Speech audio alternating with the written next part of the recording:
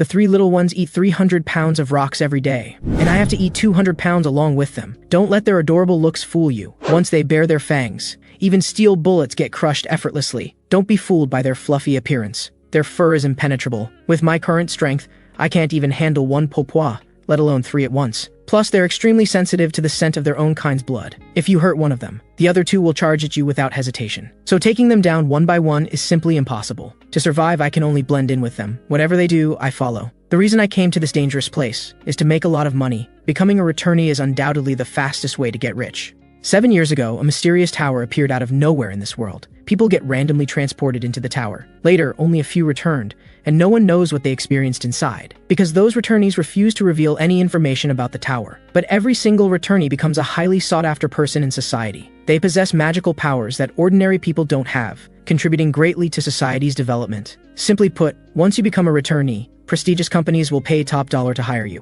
As a useless person, I never planned to get involved in this. Until one day I heard the orphanage was facing closure, and the old director could only hold on for 3 more years. Scenes from my time at the orphanage flashed through my mind. But even if I, Kim Jae-ju, worked 10 jobs a day, I couldn't earn even 1/100th of the orphanage's operating costs in those 1,000 days.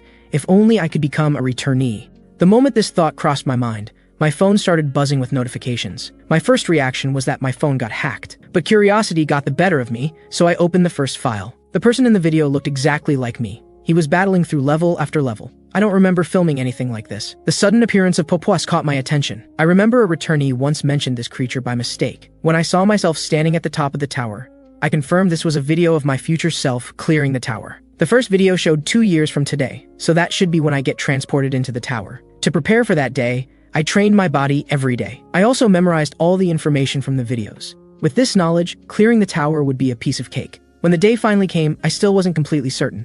I could only pray that the portal would appear. The orphanage's future depended on today. Fortunately, after a long wait, the portal appeared as promised. I stepped through without hesitation. For difficulty, I chose hard mode. A wave of dizziness hit me. When I opened my eyes again, I found myself in a small mine shaft. Thankfully, I'd seen this place in the video. I opened the system interface. It only showed viewer count and mission information. These viewers are other returnees inside the tower. They can enter live streams of floors below their current level and donate, giving the streamer trading currency. Those viewers are essentially making investments, because when their donated streamer reaches certain floors, the donating viewers also receive gold coin rewards. While some people might just be bored looking for entertainment, that doesn't matter to me. Seeing viewers enter my stream, I bowed. "Welcome to my live stream, big brother." The viewer named The Love immediately donated 1 gold coin. I quickly opened the shop. Seeing how sharp I was, he donated another 3 gold coins. He asked if I wanted to spend the coins right away. I said I needed to observe first. Since I didn't know what enemies I'd face, my wise decision immediately earned his follow. Of course, I had to thank him loudly. With 50 minutes of prep time remaining, he decided to check out other streams first. I waved goodbye, big brother. Make sure you come back. I was being so accommodating because of the follow mechanism. In this tower, each person can only follow one streamer. To follow someone else, you have to unfollow your current streamer, and reaching 100,000 followers gets you a special reward. Before I knew it, viewer count reached double digits. This was thanks to choosing hard mode. Newbies rarely grab attention otherwise. As prep time was ending, the chat became much livelier with people saying it's about to come out. I actually knew what they meant, but pretended to be curious. They couldn't spoil it, or they'd get kicked out by the administrator. I originally thought those returnees were intentionally hiding information, but the video showed me there's a powerful administrator in this tower. The returnees must have been threatened, which is why no tower information leaked out. As I pondered this, only seconds remained. I apologized to viewers, saying I might not be able to chat much during the challenge. This gesture earned their approval, and the big brother who first followed me returned to the stream. Time hit 0, mission, eliminate all enemies.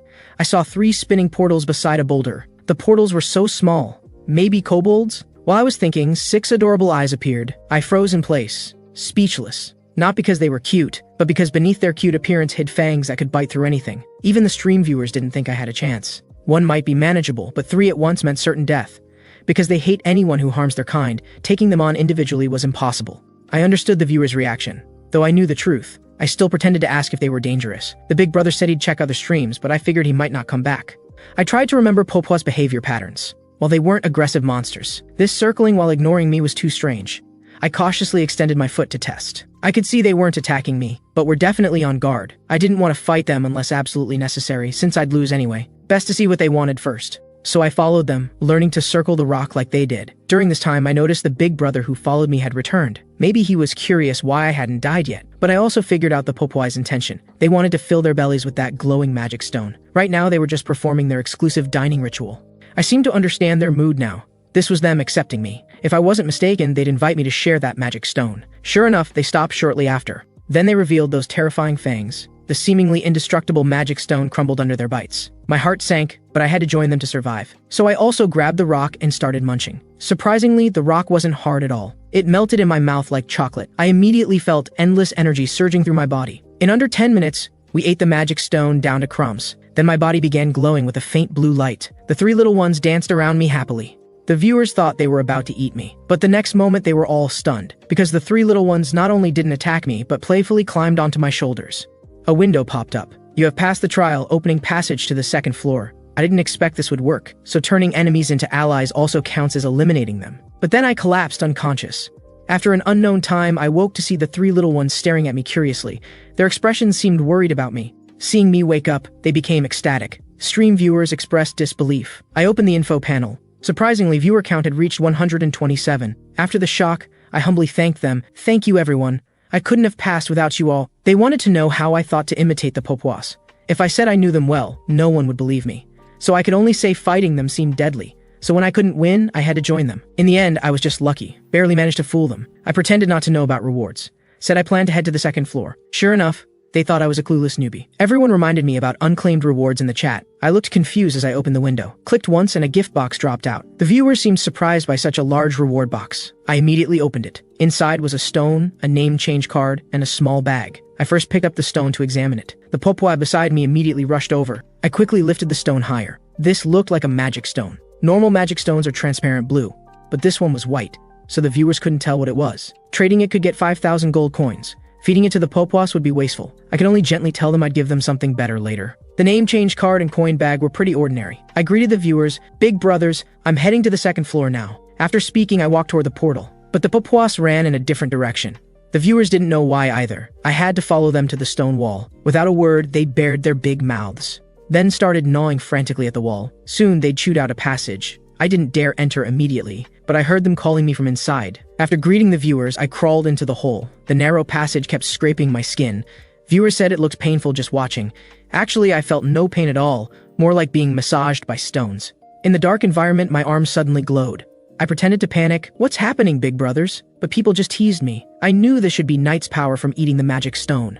Returnees all changed classes on the 5th floor. The light I was emitting was Knight's power from becoming a knight, but as someone new to the tower, I couldn't reveal knowing about post-5th floor events. After crawling further, I finally emerged from the hole. The three little ones were discussing something around a necklace. Viewers told me to grab it before they ate it. That was my plan anyway. But when I picked up the necklace, the three little ones got agitated. This was rare equipment. Wearing it brought good luck and could prevent one death. I'd seen this in the video. The me there survived the 15th floor thanks to this necklace. But this should be equipment from floor 10 plus. Poor little ones had worked so hard. Still, I pretended ignorance, saying this obviously looked valuable. Stream viewers all teased me for being a clueless newbie. The big brother who followed me told me to wear it first. I had to say, this big brother seemed to have quite a status in the tower. Thanks to him diverting attention, I followed his advice and put on the necklace. Then crawled back. Reaching the portal, the three little ones insisted on coming with me. I was more than happy to have them along. I confidently stepped forward, but didn't expect. This looked like a coliseum. The second floor only had 10 minutes prep time. Without hesitation, I opened the shop to find useful equipment. But choosing gear depended on what monster I'd face. Since I chose hard mode, bad luck would bring a fire-breathing red-brown bear. Defensive weapons would be best. If I was luckier and got a sea serpent, just avoiding its tail and buying any weapon would work. Looking at the three little ones riding on me, if the first floor was this rough, the second wouldn't be simple either. But surely no impossible monsters would be set. Prep time ended quickly. The portal that appeared was small, maybe a sea serpent? Then it doubled in size. Just when I thought it'd be a red-brown bear, it suddenly grew more than 10 times larger. This was getting ridiculous. The three little ones were sweating nervously, and I was getting ideas. Next moment, the monster stepped out, making the entire coliseum shake. I never expected a super giant dragon turtle to appear on the second floor. Stream viewers were shocked too. This was clearly a 3-person trial monster. Though scared, I'd considered this possibility. I quickly searched the shop for equipment. Soon found the battle axe I wanted. Viewers didn't understand why I was still choosing weapons. I had no time to answer. I had to focus completely on fighting this big guy. Before it could attack, I charged first, but it was already lifting its foot. The giant foot slammed down, devastating the ground within 2 meters. Viewers thought I was dead, but when the dust settled, I was hanging from the dragon turtle's foot. I'd planned to jump onto its back but failed. Seems the magic stone didn't enhance my body that much. The dragon turtle glared at me angrily. Suddenly an energy wave shot from its mouth. I'd already drawn my axe and dodged its attack. Though troublesome, I was confident. After all, I'd memorized the dragon turtle video well. I quickly moved around its legs, then struck its hind leg with the axe. The dragon turtle screamed in pain. Its body rapidly pressed downward. But I'd expected this. After escaping its coverage area, it retracted all limbs into its shell. This wasn't cowardice, but healing mode. Because its shell was too hard, most people could only watch it heal. This was why dragon turtles were so hard to defeat. This was exactly what I wanted. While it was down, I leaped onto its back. Viewers thought I was a newbie, since only rookie newbies would think the dragon turtle's back was safest. Actually, the spikes on its back would explode once they glowed red, turning the spike-covered back into a graveyard for newcomers. The big brother donated 10 gold coins just to send a voice warning. But I kept moving around on the dragon turtle's back. Finally found a small enough spike. The axe went in halfway. Seeing this, I used Knight's power. This finally broke the spike off. I held the spike and waited there. Soon the dragon turtle's body began shaking. Its head reappeared in view. But it immediately ran toward the wall, trying to shake me off with collision momentum. I didn't dare be careless. I immediately drove the spike into its neck. There was only one chance. I hammered the spike into the dragon turtle's body with one axe blow. Maybe the pain made it scream, but the explosion immediately drowned out its wails. After the explosion, the dragon turtle lay motionless. Viewers wondered if I was dead. Soon I emerged from the smoke. The dragon turtle lay on the ground, barely breathing. Actually, I had to inject magic power to make the spike explode. That explosion was indeed powerful, but fortunately it was a close call. I looked at the still twitching dragon turtle, with sympathy in my eyes. Rest in peace, turtle bro. With that, the axe fell. Then came the completion notification. As expected, outstanding performance earned hidden rewards. The 3 little ones were bouncing in front of me. Looked like they really wanted to eat the dragon turtle's shell. Only after I gave permission did they pounce on it. The hard spikes and shell actually crunched under their fangs. Only then did I remember the livestream viewers. Seeing my performance, they suspected I was cheating. I really didn't know how to explain this away. Saying I was just lucky wouldn't convince them now. So I shamelessly bragged that I just felt strong and thought I could beat it. Of course, not all of them were fools. I had to say I'd check rewards to divert their attention. The reward was a magic stone and 500 gold coins, plus a subspace backpack that could hold 500 kilograms. This subspace backpack was pretty good for early game. Only hard mode had such rewards. I picked up the magic stone, discreetly put it in the backpack, had to grab their attention before they discussed magic stones. Now I had to check the hidden reward everyone was excited about. Another stone-like object dropped out. This was a level enhancement charm, could upgrade equipment by 1 level. The guy who said it was charity stopped talking. I told the viewers, this is obviously good stuff, I'll put it away. Some still told me to upgrade the axe, really treating me like a clueless newbie. Suddenly I felt dizzy and disoriented. They advised me to go to the 3rd floor where I'd recover, but I insisted on finishing checking rewards first. This was the reward for reaching 100 fans. Looking at 5 different attribute blessings, I didn't choose immediately. The chat had different opinions, but no one mentioned magic blessing. Magic is an ability related to mages and magic engineers, rarely used early on. So I understood why they didn't recommend magic, but how could mere mortals understand my thoughts? I decisively chose magic blessing. Actually, I wanted to become a magic engineer. Though this profession was very difficult just to get started, and was only considered a support role, but I'd seen a genius magic engineer's moves in the video. What man could resist mechs and lasers? Though I knew I wasn't that gifted, copying the basics should work. The 3 little ones had finished eating, didn't even wipe their mouths. I could feel them getting rounder and heavier. The dragon turtle was left with just skin and meat. I was barely able to stand now. Seeing nothing else, I walked into the portal. Immediately felt refreshed, all wounds had disappeared. The 3rd floor trial mission window popped up, though the 1st and 2nd floors were much harder than in the video. This 3rd floor was the same as the video. A portal appeared nearby. Fellow streamers, I've safely reached the 3rd floor, thanks for everyone's concern. I turned toward the voice. Seemed like teaming up normalized the difficulty. His battered armor showed he'd suffered plenty on the 2nd floor. Next moment he looked at me like meeting a fellow countryman, tears in his eyes. Hello, you're really human, right? I was speechless but answered, I'm human, looks like you've suffered a lot before this. He seemed to realize and immediately stepped back. Sorry, I was too hasty. Without comparison, there's no harm. Viewers unanimously agreed his reaction was normal for a newbie. Nice to meet you, I'm Hee Kai-kun. I awkwardly said my name was Kim Jeju. Sure enough, this guy laughed at my name. Then he weakly asked, Mr. Jeju, are those 3 little ones on you called Popwa? I openly lifted them to show him. Guess the viewers told you. He was truly a newbie, daring to get so close to examine the Popwas. But they all asked why I had Popwas here. I said they appeared on the 1st floor and got close to me for some reason. Ground tremors interrupted our chat. 2 stone giants emerged from the sand. I immediately pulled out my battle axe. If difficulty hadn't changed, their weakness should be the same as in the video. Simple mode has 1 statue. Normal mode has 2, and hard mode also has 2. But you must defeat them simultaneously, or the fallen one recovers quickly. Before I could think more, the statue's spear thrust forward. Just the aftershock sent Kai-kun, the real newbie, flying. I ran straight under their feet. The statue's shield came down. Any normal person would be crushed, but I was already gone, having slipped behind the other statue. I jumped 5 meters high, glowing with blue light, then struck the statue's knee pit. Its legs split in half, and as it was falling, a hand reached out. The other statue helped it up. Though their friendship was touching, I knew I couldn't delay. Soon the spear statue would recover. I suddenly charged forward. Without hesitation, struck the shield statue's leg again. One chop couldn't break it, so I chopped again. Finally, both statues fell. Kai-kun ran over. He couldn't believe a newbie could do this. Before I could explain, the statues suddenly moved. Their eyes glowed red. I quickly warned him to duck. But this guy was an idiot. He actually turned to look. I had to tackle him to save him from getting killed. While I was saving him, both statues had gotten back up. I never expected statues would throw spears. Now I understood they weren't finished just by falling. After figuring this out, I charged again. While they weren't fully upright, I ran and accelerated, then leaped in front of the shield statue. I used magic power to its fullest. Just one axe blow, split it in half. Then a giant hand attacked. I jumped down to avoid it, but it had another hand. Seeing the shield statue glowing with repair light, I knew I couldn't delay. So I kicked off and jumped to dodge its slap, then struck down with the axe. Cracks spread from its arm up to its head. It fell backward. Landing back on the ground, I didn't look back. That's the pride of a show-off.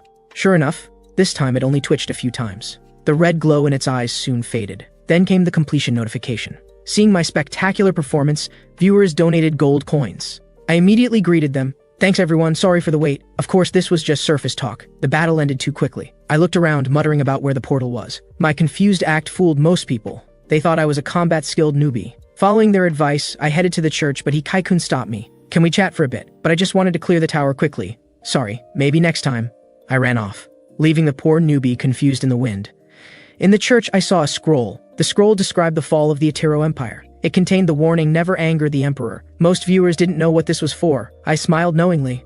This was a hint for the 5th floor. A portal appeared beside me. I said I'd check rewards before going to the 4th floor. They guessed this level was average difficulty with few rewards. Soon the reward box appeared. As they said, just a coin bag. They said the first 2 floors gave too much. This was normal. My face darkened. Hard mode usually gives 3 rewards. Suddenly an info window popped up. I opened my mouth in surprise. Who would expect exactly 5,000 gold coins inside? I happily told viewers this was great. Now I had 5,600 gold coins. Coins are especially important on the 5th floor. Only with enough coins could I learn more magical engineering. They reminded me the Popois seemed to have problems. I turned around. The round Popois had become flat. I anxiously asked if they were okay, but they wouldn't even open their eyes, since no one had brought Popois up the tower.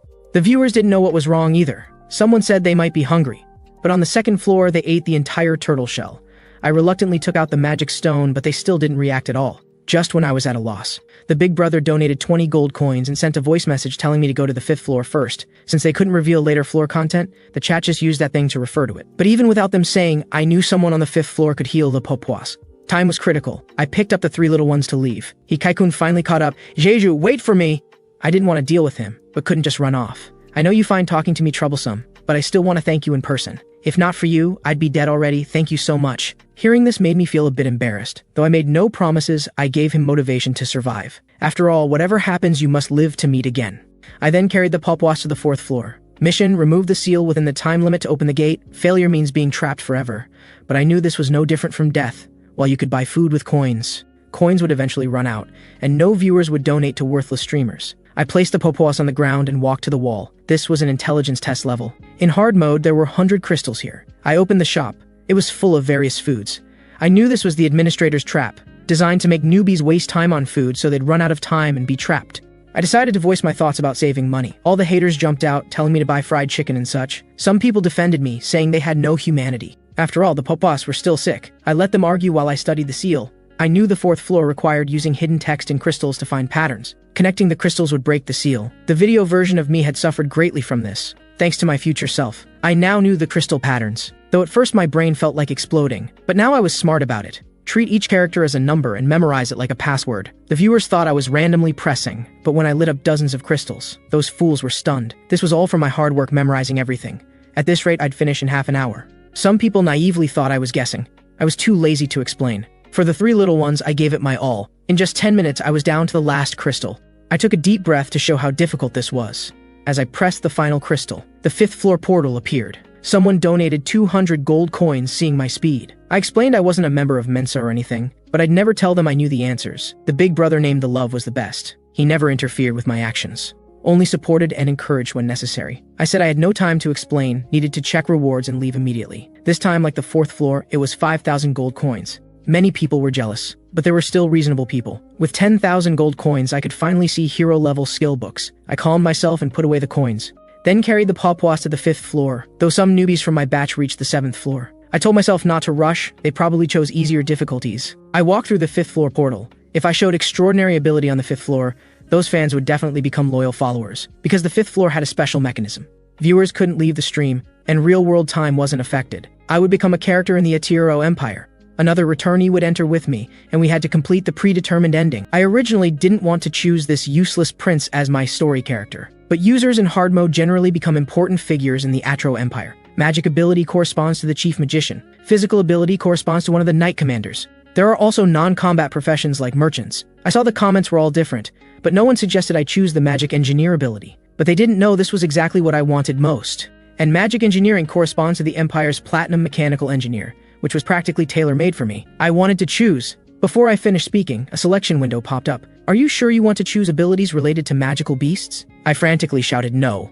But the system made the choice for me anyway. So I was forced to transmigrate as the second prince of the Atro Empire. Among the characters with magical beast abilities, Kulitoplas. When he was 10 years old, he asked his father the emperor for a magical beast as a birthday gift, but got slapped instead and was scorned by his older brother. So he secretly built an underground space beneath his room. Bodeli helped him and promised to help him buy magical beasts. Later, when the emperor discovered his magical beast breeding, he could only tearfully burn those magical beasts to death. Later he got drunk and caused a scene in the streets, earning him the title of Scoundrel Prince. After reading the second prince's character setup, I was already quite unsettled, and I had to complete a coup within 7 days. This mission was absolutely ridiculous. The audience also expressed sympathy for me, but since it had already happened, I couldn't just sit there waiting for death. Generally speaking, if the mission is simple, you just need to focus on completing the task. If the plot is extremely difficult, then eliminating competitors would be a better choice. For impossible settings like becoming emperor, maybe I could do just that. After thinking it through, I called for someone to come in. I calmly commanded him, "Go call Bodeli over." The audience praised my acting skills. Soon after, Bodeli arrived. "Your Highness, did you call me because of the magical beast you brought back today?" Although I didn't know about this, it was best to play along for now. Then he had someone carry in an object covered with white cloth. I was also somewhat curious about that thing, but I never expected. Inside were actually the paupoise. I cursed myself for being inhuman, completely forgetting about them, but I kept a calm expression and asked, "Why do they look so listless?" I asked those magical beast hunters. They don't know what's wrong either, but I think they consumed too much magic stone. They should recover after some care. I was listening intently when he suddenly shouted, "Your Highness!" Then he excitedly grabbed my shoulders and shook me. "Why do I sense the aura of magic stones from within your body? What happened during the month I was in the north?" I pushed his hands away in disgust, saying I was fine and he didn't need to worry. How can I not worry? If magic power runs wild in an ordinary person's body, it could cause an explosion. Although you're lucky and your life wasn't threatened. But now the magic stone's aura has penetrated into your brain. If it continues to worsen, your emotions might completely lose control. You absolutely cannot consume magic stones anymore. I patted his shoulder reassuringly. "Don't worry, I'll keep your words firmly in mind." Seeing this, he bowed and took his leave. Before leaving, he told me the first prince was acting very suspiciously and I should be cautious of him. I said I understood, and that I would personally take the magical beasts underground. Only then did he leave with peace of mind. Bodeli was originally the second prince's mother's guardian knight. After the imperial consort died, he voluntarily became the second prince's attendant, so for the second prince, Bodeli was the only helper he could trust. Then I walked to the bookshelf, just lightly tapping one of the books. A secret passage appeared before my eyes. I followed the stairs down to the dark underground space. The animals inside didn't reject me when they saw me, showing more of the joy of seeing their master. It seemed the second prince treated them well. I found a spot to put down the paupoise. I turned and left before they could react. "Sorry, paupoise, I don't know what will happen outside, so for your safety I can only put you here for now." The three little ones were obviously sad about my departure, but in their sickly state they couldn't do anything. He swings his sword 10,000 times every day, because every swing of his sword raises him one level. This is the world's favoritism toward transmigrators, which also made the man mistakenly think he was the protagonist. He was a swordsmanship instructor in the real world and chose hard mode right after entering the tower, so gold coin rewards came very easily. Thus he became arrogant. At this time, the audience reminded him that a visitor had arrived, and the visitor was precisely the character I was playing, second Prince Kaoli. I watched him with interest and he stared back at me foolishly. Until the audience reminded him did he react. Then he knelt and bowed to me with clumsy movements. Rise, your dedicated training for the Empire is truly gratifying. His eyes revealed cunning as he wondered if I was a user. But thinking about it, he felt it was impossible, because users usually only choose knights or magicians. He sheathed his sword and asked, "What brings you here?" The audience gave him good reviews for this performance. But I just smiled, actually, nothing important. I just suddenly remembered the wine you like. At my birthday banquet last year, didn't you keep a long face because we didn't have your favorite wine? So I want to have some sent to your house, but I don't remember what that wine was called. Li Shanjie opened his mouth wide. He immediately searched the chat for useful information, then randomly said a wine name. It should be this one. I'll have someone deliver it to you tomorrow. Li Shanjie quickly thanked him, also feeling relieved about getting through this. But I suddenly changed the topic. What's your name in the Empire? Hearing this, Li Shanjie sneered and stood up. So you're a madman. Who exactly are you? My expression remained calm. Are you blind? I'm the second prince of the Atro Empire. He said even more angrily, I noticed you didn't even bring guards, so how dare you be so arrogant? Let me ask you one more question. How did you know I'm a user? I put a lot of effort into playing this character well. I said I had no obligation to tell him. Actually, this was all thanks to that petty second prince, who recorded everything in detail. At this point, Li Shanjie was very arrogant. What is he saying? Bros, did I hear wrong? I heard the second prince is trash. I just need one sword strike to end this game. You bastard are finished. Without thinking, he drew his sword. But then a shout came from the distance. What are you doing? This scared Li Shanjie into immediately hiding his sword. Your Highness, are you all right? I said I was fine. Bodeli's body trembled with excitement. I saw it clearly. That guy pointed a sword at you. I told him not to worry. I just wanted this person to demonstrate swordsmanship for me. Li Shanjie naturally had to nod in agreement. Bodeli asked angrily, then why did I sense killing intent just now? I quickly helped explain that I told him to use full force. Hearing this, Bodeli lightly patted Li Shanjie's shoulder. Watch your behavior in the future or no one can save you. Li Shanjie quickly said he would be careful in the future.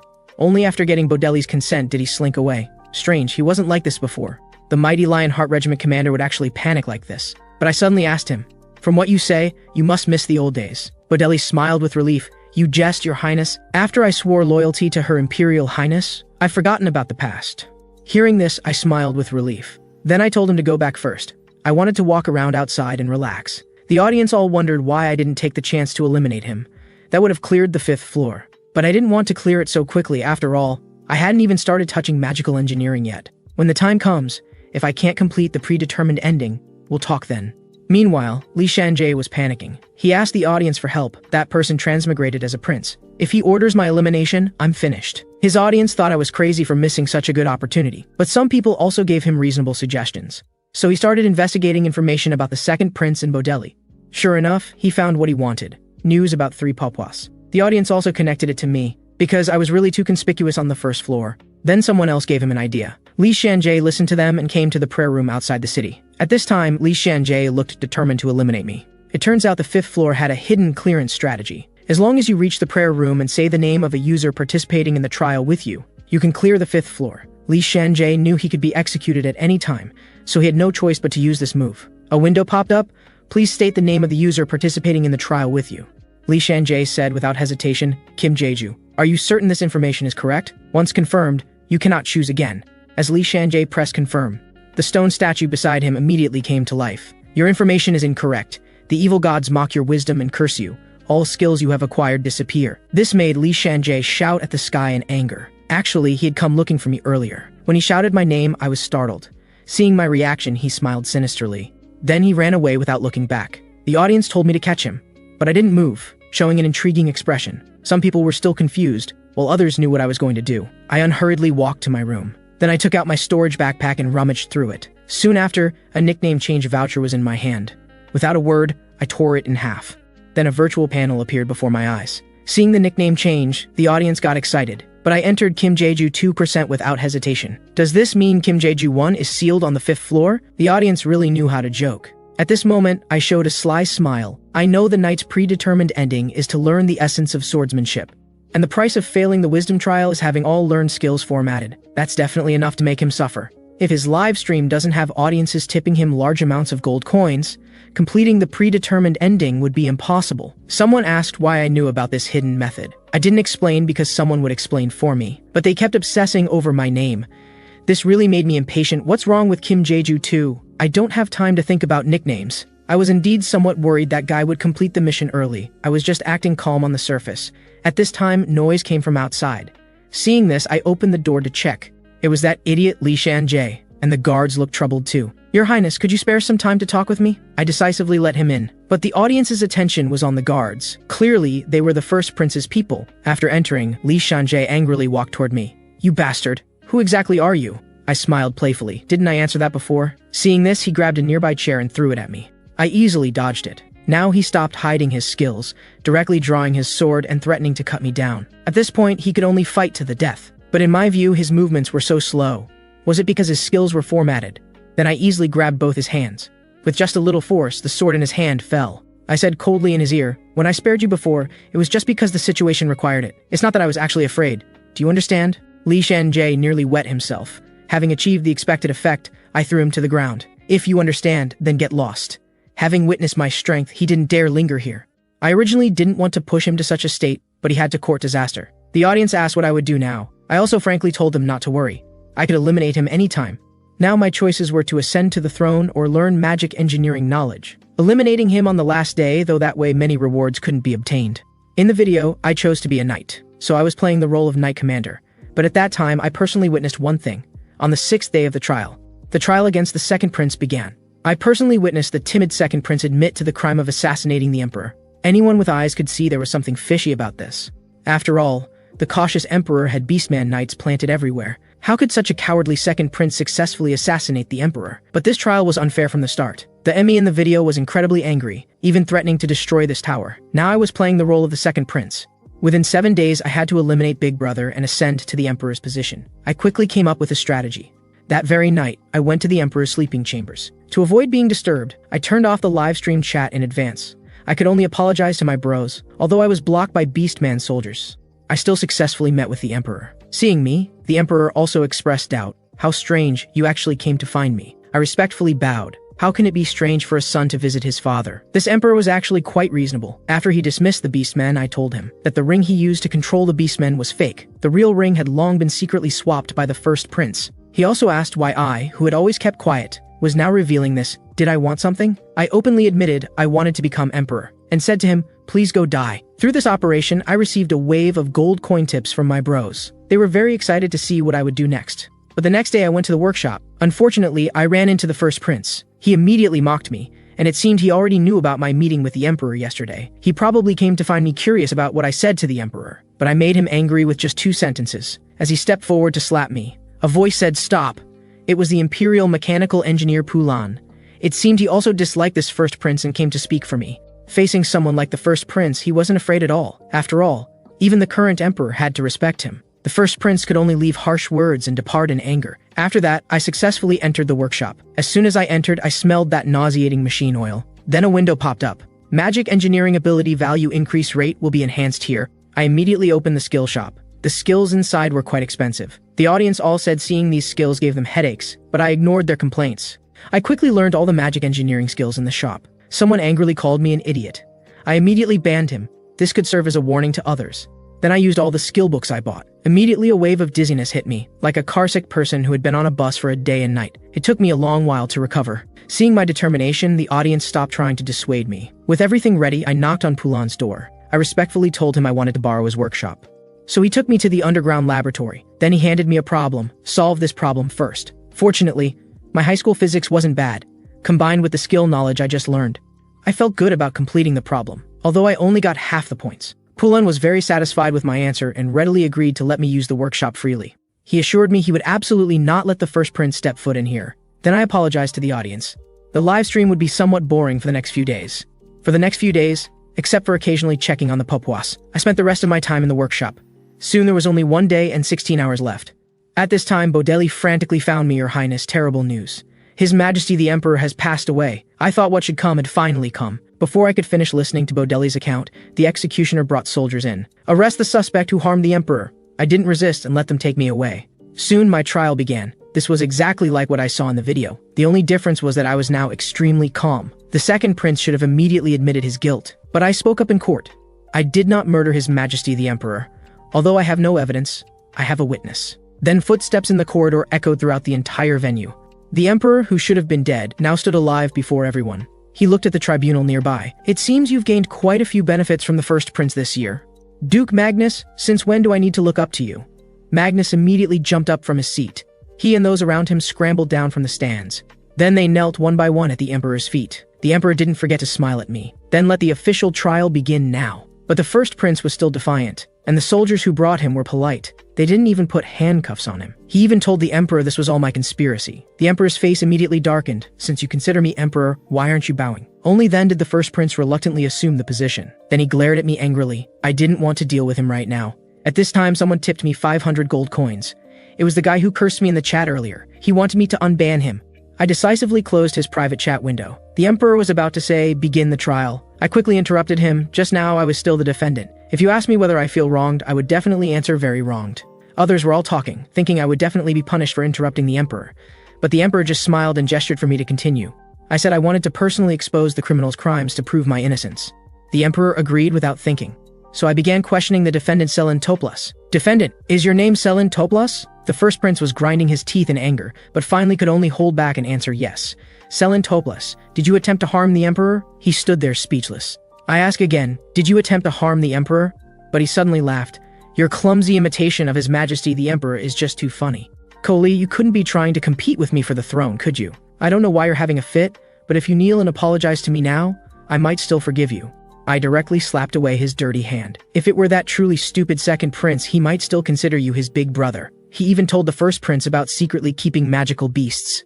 In the end, he still didn't believe his big brother had betrayed him. I said the witness could step forward, then a beastman walked up.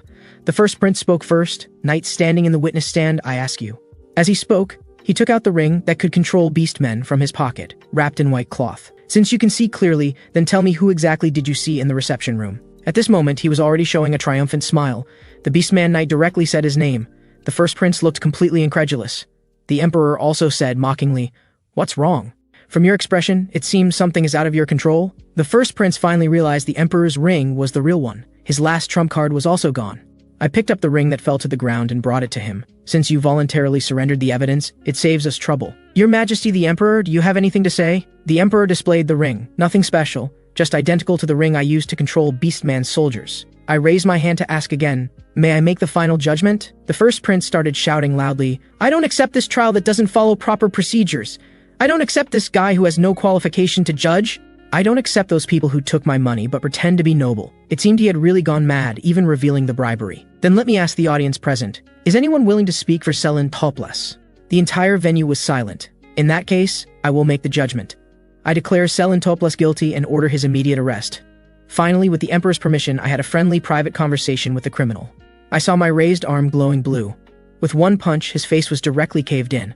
Having vented my anger, the emperor made the final judgment, tie Selin Toplas to a horse and drag him around the entire empire. Hearing this, the first prince cried like an idiot. But no matter how he wailed, he could only be ruthlessly dragged away. The emperor was about to stand up when I quickly called to him. May I speak with you for a moment? Seeing this, the emperor sat back down. I boldly request your majesty. I hope you will make me the son of the Atro Empire. Please grant this. Actually, the son meant the emperor. That is, I was asking him to abdicate. The emperor laughed until tears came out. How interesting. Then he walked up to me. Then he shouted loudly, I will crown second Prince Kali Toplas as emperor of the Atro Empire. I thought I'd finally completed the mission. But the next moment, the world turned black and white. Everything around began to rapidly disappear. The next moment, I was in a different dimension. A window immediately popped up next to me. Congratulations on successfully passing the 5th floor trial. From his reply, I learned he was the administrator, but I was curious why he was looking for me. He immediately replied, become an administrator. Become an administrator. His voice kept echoing in my ears. I felt like my brain was going to explode. If you don't accept my proposal, then die. I endured the intense pain and shouted, I refuse! The surroundings immediately quieted down. He asked, are you not afraid of the future? I understood he meant if I refused, he would eliminate me. He didn't continue wasting words. Said I'll wait for you on the 10th floor and left. Since the story mission was completed early, I chose to continue the trial with the remaining time. Soon the world returned to normal. Only the audience said they had just been disconnected. It seemed only I knew what had happened. The emperor saw my expression and asked, why so surprised? Isn't this what you wanted? Emperor Kali Toplas. Only then did I remember I was already the emperor of this empire. Then he put his arm around me like a buddy. Such a happy day. Of course we should have a drink together. Meanwhile, the first prince had been taken to the dungeon. Li Shanjie sneered disdainfully, but was glared at fiercely. Who the hell are you to mock me? Li Shanjie held him down with one hand. He was also helpless now, and the audience was disappointed in him too. At this time, a window popped up. User 4891. Lee Shanjae, you have failed. Another user has completed the predetermined ending. You will personally experience the complete destruction of this world. At this time, the first prince had already grabbed his hand. Only death awaited him. And at this time, I had come to a corridor. At the end of the corridor hung a portrait of Koli's mother. When watching the video, I had said, if I reached the 5th floor, I would definitely help her. Although this was a false world, I hoped what I did could make up for Koli's regrets. Thinking this, I stepped into the banquet hall. The next morning, I lay in bed completely lifeless. This was all because of those 2 shameless old demons. After washing up, the audience told me to spend gold coins. I opened it and found 16,592 gold coins. Bros, how many gold coins did you tip in one night? Then the love boss tipped me another 10,000 gold coins and praised me with well done. I immediately bowed 90 degrees. I will work even harder in the future. Then I said I'd visit a few more places before heading to the 6th floor. First, I visited the former emperor. From him, I learned the reason for that slap he gave me. Those magical beasts had been tampered with and could attack at any time. Then I was going to the workshop. There was still something I hadn't taken. After wishing old Pulan a long life, I left with my masterpiece. Now there were still 13 hours left. Actually, I felt a bit regretful. After the trial ends, this world will return to its original state. In future trials, Kali will repeatedly die unjustly. What I didn't know was that the scroll content in the 3rd floor hall had already changed. The Empire has given birth to an emperor who inherited legitimacy without relying on conspiracies and schemes. The Empire prospers daily, everywhere filled with happiness and peace. Travelers who see this content, please do not disturb the heart of the Atro Empire's emperor, Bodley. When preparing to return to the palace, I shouted, Bodeli! Sure enough, speak of the devil, and he shall appear. I wanted to ask him, have you found the reason why the Popuas are listless? He said not yet, but there were no other abnormalities. Hearing this made me even happier. Since the Popuas were fine, let's go find them. And at this time in the underground room, the Popuas were sleeping soundly. After 7 days, having completed the mission, I finally saw them again. They were overjoyed to see me. They were licking my hand before I even opened the door. The next moment, they couldn't wait to jump toward me. Seeing them so energetic, I was also relieved. Then I told the audience I needed to do some wrap-up work and banned everyone first. Back in the room, I put down the Popuas. Then I came to the desk. This is what I made here. But as Pulan said, this thing was very difficult to make right. The magic soul could be dangerous if not handled carefully. After repeated adjustments, I finally barely met the requirements. I put it on my hand and felt it carefully. After a moment, the sensing device lit up. Then I could control it. Although there was some delay, it was better than I imagined. Only then did I turn off the ban. Then I obsequiously apologized to the audience. Soon my time here would end. I removed my disguise and returned to my original appearance. As soon as I lifted the user entry restriction, audiences flooded into my live stream. They were refugees from Lee Shanjae's side. To not disappoint them too much, I decided to set it so new people could only send chat messages after 12 hours. Then I said I would open the completion rewards, which could also interest new audiences. Then a box fell in front of me. This reward box was quite large. Seeing voice messages flooding in, I could only raise the electronic voice price to 500 gold coins. Right after setting it, Luca tipped 1,000 gold and sent a voice message, still wanting me to unban him. I said not yet, so let's look at the rewards first. As soon as I opened it, a set of clothes came into view, and the audience was curious. But I said this was just a very ordinary set of clothes.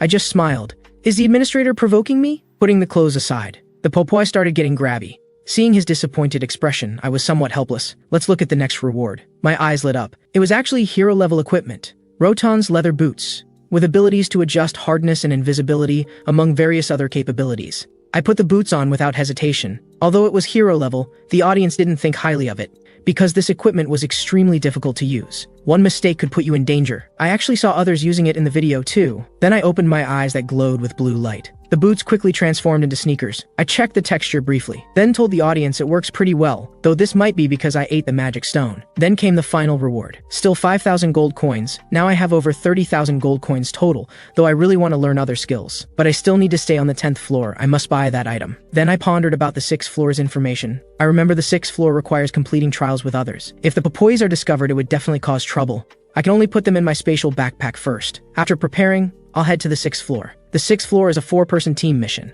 We need to defeat 5 waves of incoming enemies. There are still 59 minutes of preparation time. The other 3 are already sitting by the campfire. A buzzcut guy immediately waved at me. There's a fire here, come warm up. Unexpectedly, the audience gave this buzzcut guy bad reviews right after meeting. I greeted them, then looked at the masked girl standing aside. She suddenly said coldly, "Haven't you seen humans before?" I immediately felt awkward. "Sorry, I just thought your mask was quite special." The audience started joking around. At this point, Buzzcut stood up. "Anyway, we're all going to participate in the trial together. Don't fight. First, let me introduce myself. I'm called Buzzcut. I was working out outside, then got summoned in. On the 5th floor, I played the role of Knight Commander. My strength is very strong. Everyone please rest assured. Then the hooded uncle also introduced that he's a mage, but he just wants to pass quickly and then separate. I get the feeling he and Buzzcut had some unpleasant history. The audience guessed they both wanted to be team leader. Then, one by one volunteered to scout for information. The girl is called Li Shixia.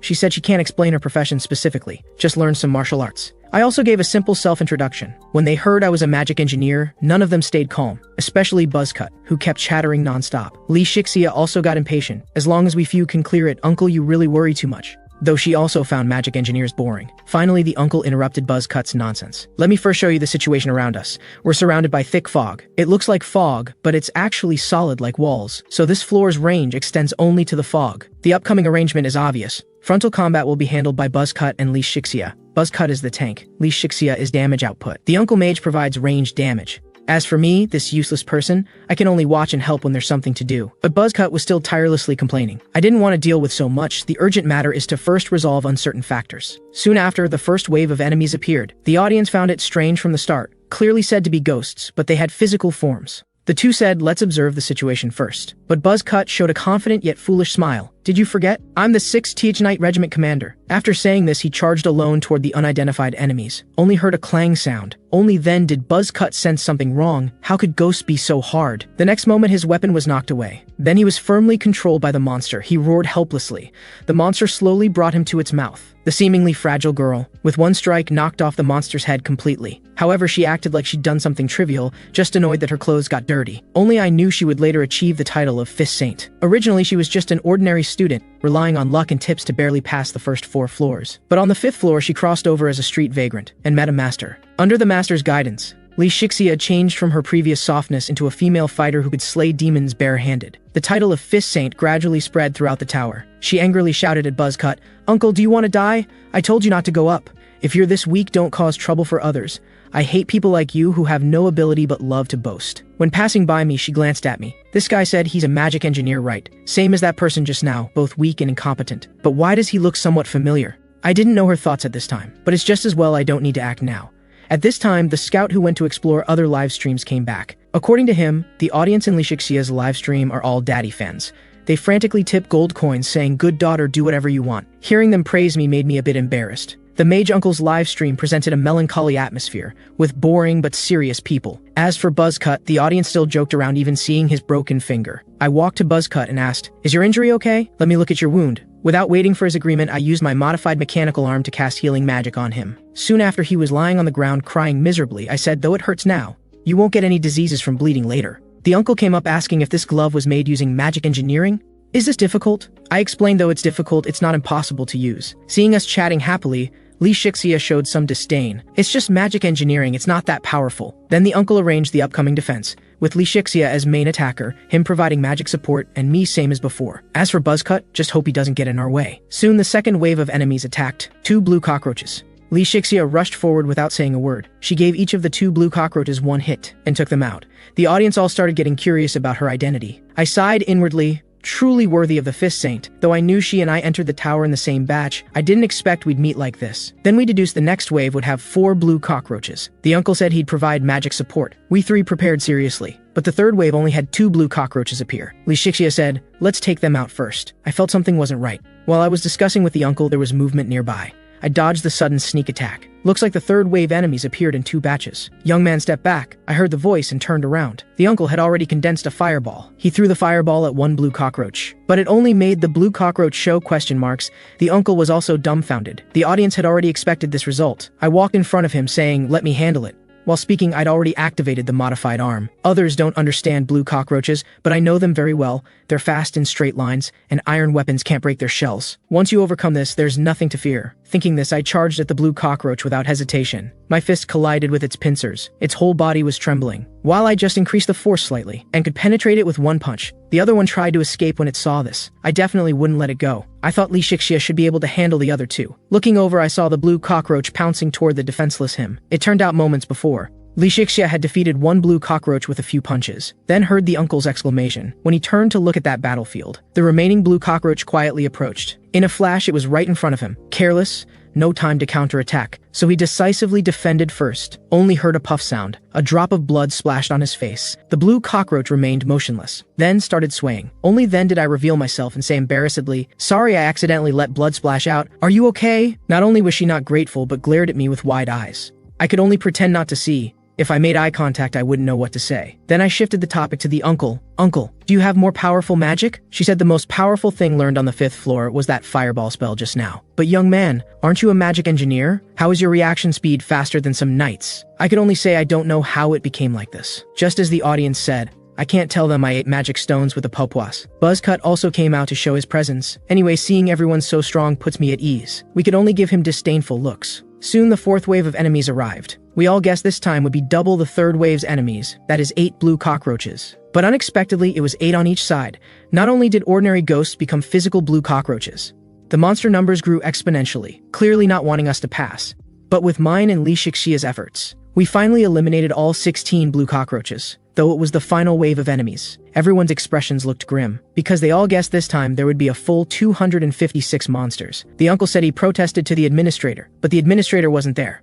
Seeing only 20 seconds left, I made my decision. Then I stood up and walked forward saying, "You all go lie down in the back. I'll warn you first. If you want to live, then do as I say." While speaking, my modified arm's power was fully activated. As expected, countless blue cockroaches appeared. Before they could attack, I had already raised my arm, using the super strong shockwave to blast toward the blue cockroaches in front. But I didn't expect this power to be so strong. At this rate, it would end in one go. Thinking this, I spun my body in a full circle. Where the shockwave passed, blue cockroaches were completely annihilated. Within a 10-meter radius, not a blade of grass remained. The uncle and Li Shixia were stunned. Just who is this guy? My body started swaying. Then the modified arm fell off. I directly coughed up blood. This thing consumed more magic power than I imagined. It should be because the magic stone I installed was exhausted. Then it also drained the magic power from my body. Finally, the trial completion notification appeared. They also snapped back and inquired about my injuries. I said it was nothing serious. Li Shixia still wanted to investigate further. I looked at the uncle and explained, "It's just simple magic power backflow. Uncle, you're a mage. You should understand." Well, the uncle also said if that's the case, then it's really nothing serious, so student, don't worry too much. Li Shixia immediately turned aside. "Nonsense, I wasn't worried about you. This is totally a Sunder female student persona." At this time, someone suddenly sent a voice message. "Just who are you?" I completely ignored him. He was also mocked by other audience members. Then I said to the 3 people, "Everyone confirm your rewards, then leave first." Seeing their hesitant looks made me somewhat gloomy. The trial is over, everyone goes their separate ways. Buzzcut still wanted to say something. Li Shixia walked over to interrupt him, called out "Uncle." I turned back to look but didn't respond. Then she suddenly took off her mask. With an annoyed expression said, "That weird uncle? I'm calling you." The audience knew why her livestream was full of daddy fans. "What's your real name?" I looked confused. Didn't I just say? "My name is Kim Jeju." He said the audience couldn't find this person. Hearing this, I pondered the pros and cons. After a moment, I told him to add the number 2 when searching. Just after saying this, notification sounds kept coming. I had to set no entry notifications for users. Buzzcut immediately got anxious, as I expected. His livestream had few loyal fans. They all came to my side. My audience all said they didn't want to let them in. Hearing I wanted to set entry permissions made Buzzcut feel better. In comparison, not many people came from the uncles and Li Shixia's live streams. At this time, Shixia's dad tipped me 5,000 gold coins, thanking me for saving his daughter. I said I also saved him to pass the trial, but thank you for tipping the gold coins. Seeing time was almost wasted, everyone started collecting rewards preparing to leave. I was indeed troubled. With so many people watching, the system shouldn't mess with me. At this time, Li Shixia asked, "Speaking of which, haven't we met somewhere before?" Suddenly a gift box dropped in front of him. The 2 old men opened their mouths wide, because my gift box was obviously different from theirs. Fortunately, the size was the same. When I was about to open the box, their 2 faces leaned over. "But what's there for you to see?" The audience said they were too thick-skinned. If it were them, they'd also look. Buzzcut still looked unconvinced. I didn't bother with them anymore. The first reward was Roton's leather gloves, with temperature regulation and magic enhancement abilities. Since the administrator wants to give me hero-level equipment, I have no need to refuse. The uncle glanced and left. After all his people said this wasn't good equipment. Buzzcut said desperately, "Big brother, let me unlock permissions." I didn't even look and refused. The second reward was still 5,000 gold coins. After seeing the rewards, everyone had to bid farewell and leave. The uncle finally thanked me gratefully. Buzzcut just nodded. The audience said that guy's mouth was glued shut.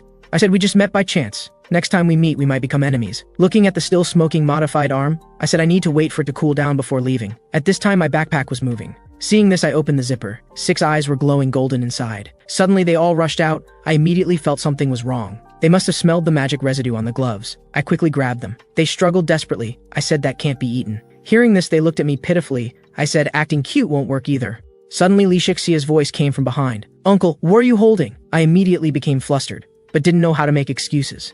She had already frozen completely. It turned out the Papuas had unconsciously released a cuteness wave. This caused Li Shixia, who was just a student, to feel quite moved. Seeing this, I called her name to snap her back. Then she pointed at me and cursed. Damn it. Just wait and see. After saying this, she ran away, leaving me alone confused in the wind. But I didn't have that much time to waste. The audience were all worried about my body. Some also hinted the next floor doesn't need strength. I'd already let the Papuas return to the backpack. They can't eat the gloves in there.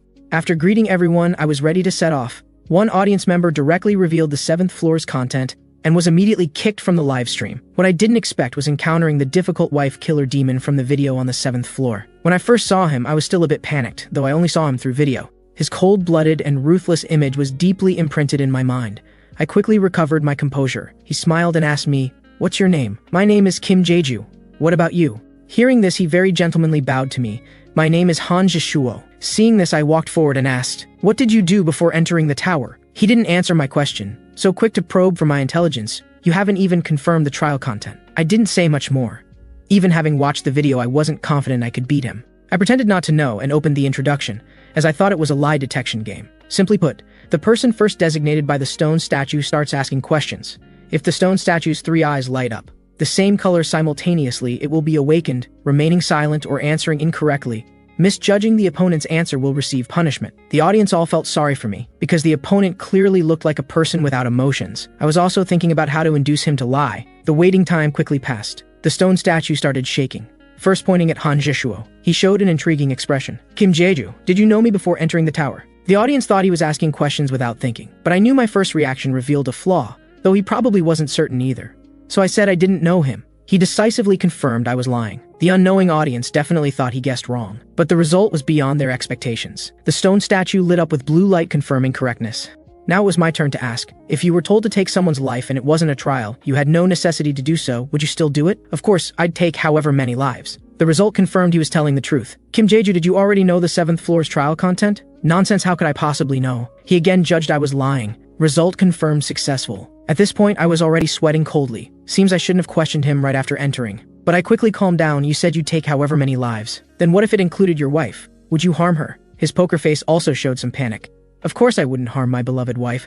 I decisively placed the sphere in the groove. Result confirmed successful. "Kim Jeju, did you already know I was married?" I said that's right. The stone statue remained silent. Now it was my turn to ask again. "If your wife came to the tower with you, would you harm her and abandon her in the wild because she hindered you?" Actually, I knew the stone statue judges whether we're lying based on objective facts, but the person's psychological factors also influenced the stone statue's judgment. He helplessly shook his head, saying he wouldn't do that. I exhaled heavily. "Yeah, anyone with humanity definitely wouldn't do that. But you're lying." Result confirmed successful. He no longer hid his true nature, laughing maniacally there. "This is really interesting.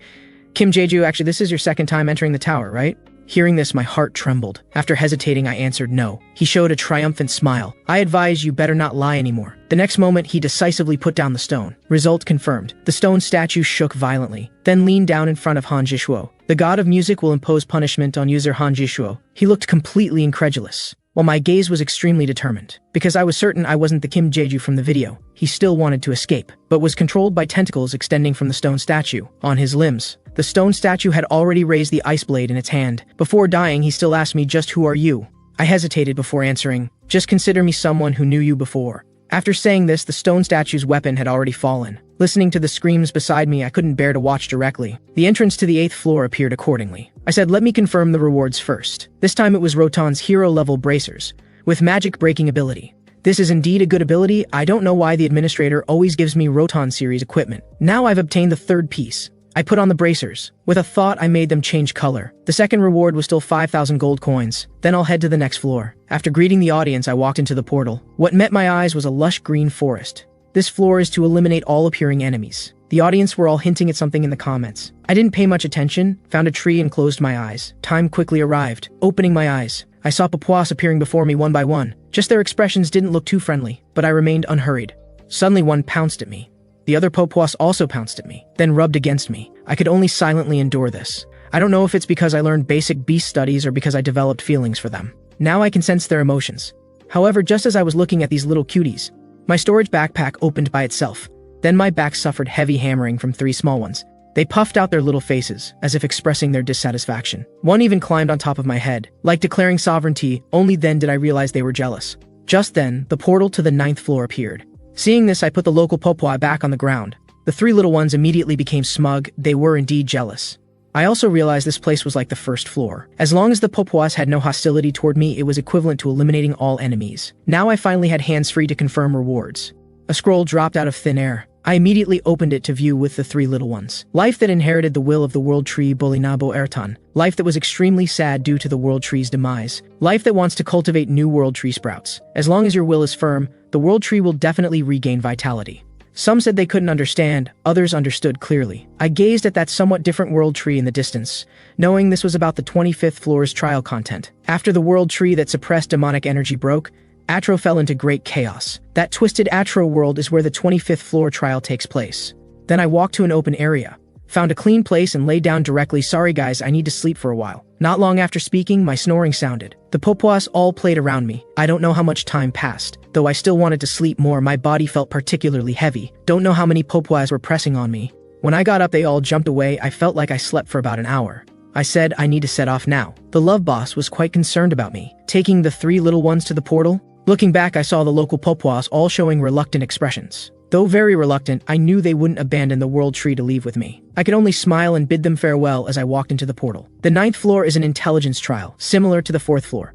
Just here, there are 4 walls and only 2 hours. Seeing this, I could only sigh helplessly. Evil administrator, you just can't stand seeing me pass easily. The audience also felt indignant for me, but actually this wasn't much. And now it's a 2-person cooperation trial. I went forward to greet her. She seemed startled. After coming to her senses, she removed her hood, revealing her beautiful face. Are those on your head real popwa? She suddenly grabbed my hand. My god, how did you do it? They're so cute. A fragrant scent wafted over. I said, let's pass the trial first, then chat. As the audience joked, how dare she covet me, this emperor?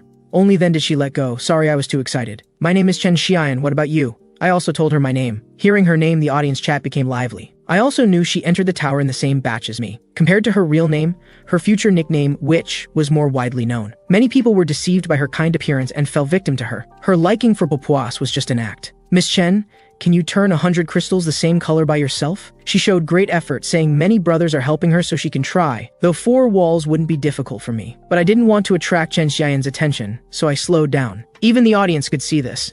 I looked back and saw Chen Xian there complaining why it wouldn't work. I knew she was definitely pretending, but I couldn't be imprisoned here because of her, so I had to show some ability. After finishing my side, I took over her part. She also showed a very apologetic look. With 20 minutes remaining, I finished all the walls. That woman pounced over, my god, you're simply a genius. The audience all showed some dissatisfaction. I also pushed her away, saying, with your ability, finishing all 4 walls crystals wouldn't take an hour either, right?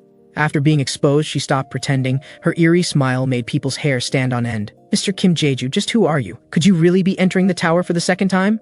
I countered, do you think that's possible? Though I also think it's unrealistic. But a brother who just came in insisted I ask. Seems Han Jishua's people couldn't find my live stream, so they went to Chen Xian's stream wanting to inquire about me. Actually, I also don't think you're entering the tower for the 2nd time, because you're too cautious, possibly reborn or transmigrated. Hearing this, my face darkened. Why would you think that? She said she used a replay ticket to watch my 7th floor trial, seeing me not like someone familiar with the tower, but rather very familiar with that person. I also knew this witch was difficult to deal with. If targeted, she'd chase me to the tower's end. I must get rid of her. Since you're so curious, I'll tell you. She suddenly pressed her face close. Are there conditions? You have to give me the robe you're wearing first, then I can tell you. She petrified on the spot while I said I was serious. If you're joking with me, I won't let you off. She started removing her robe. With some annoyance said, see? Now you can tell me, these audience members really like they've never seen women. I extended my hand, gaze never falling on her.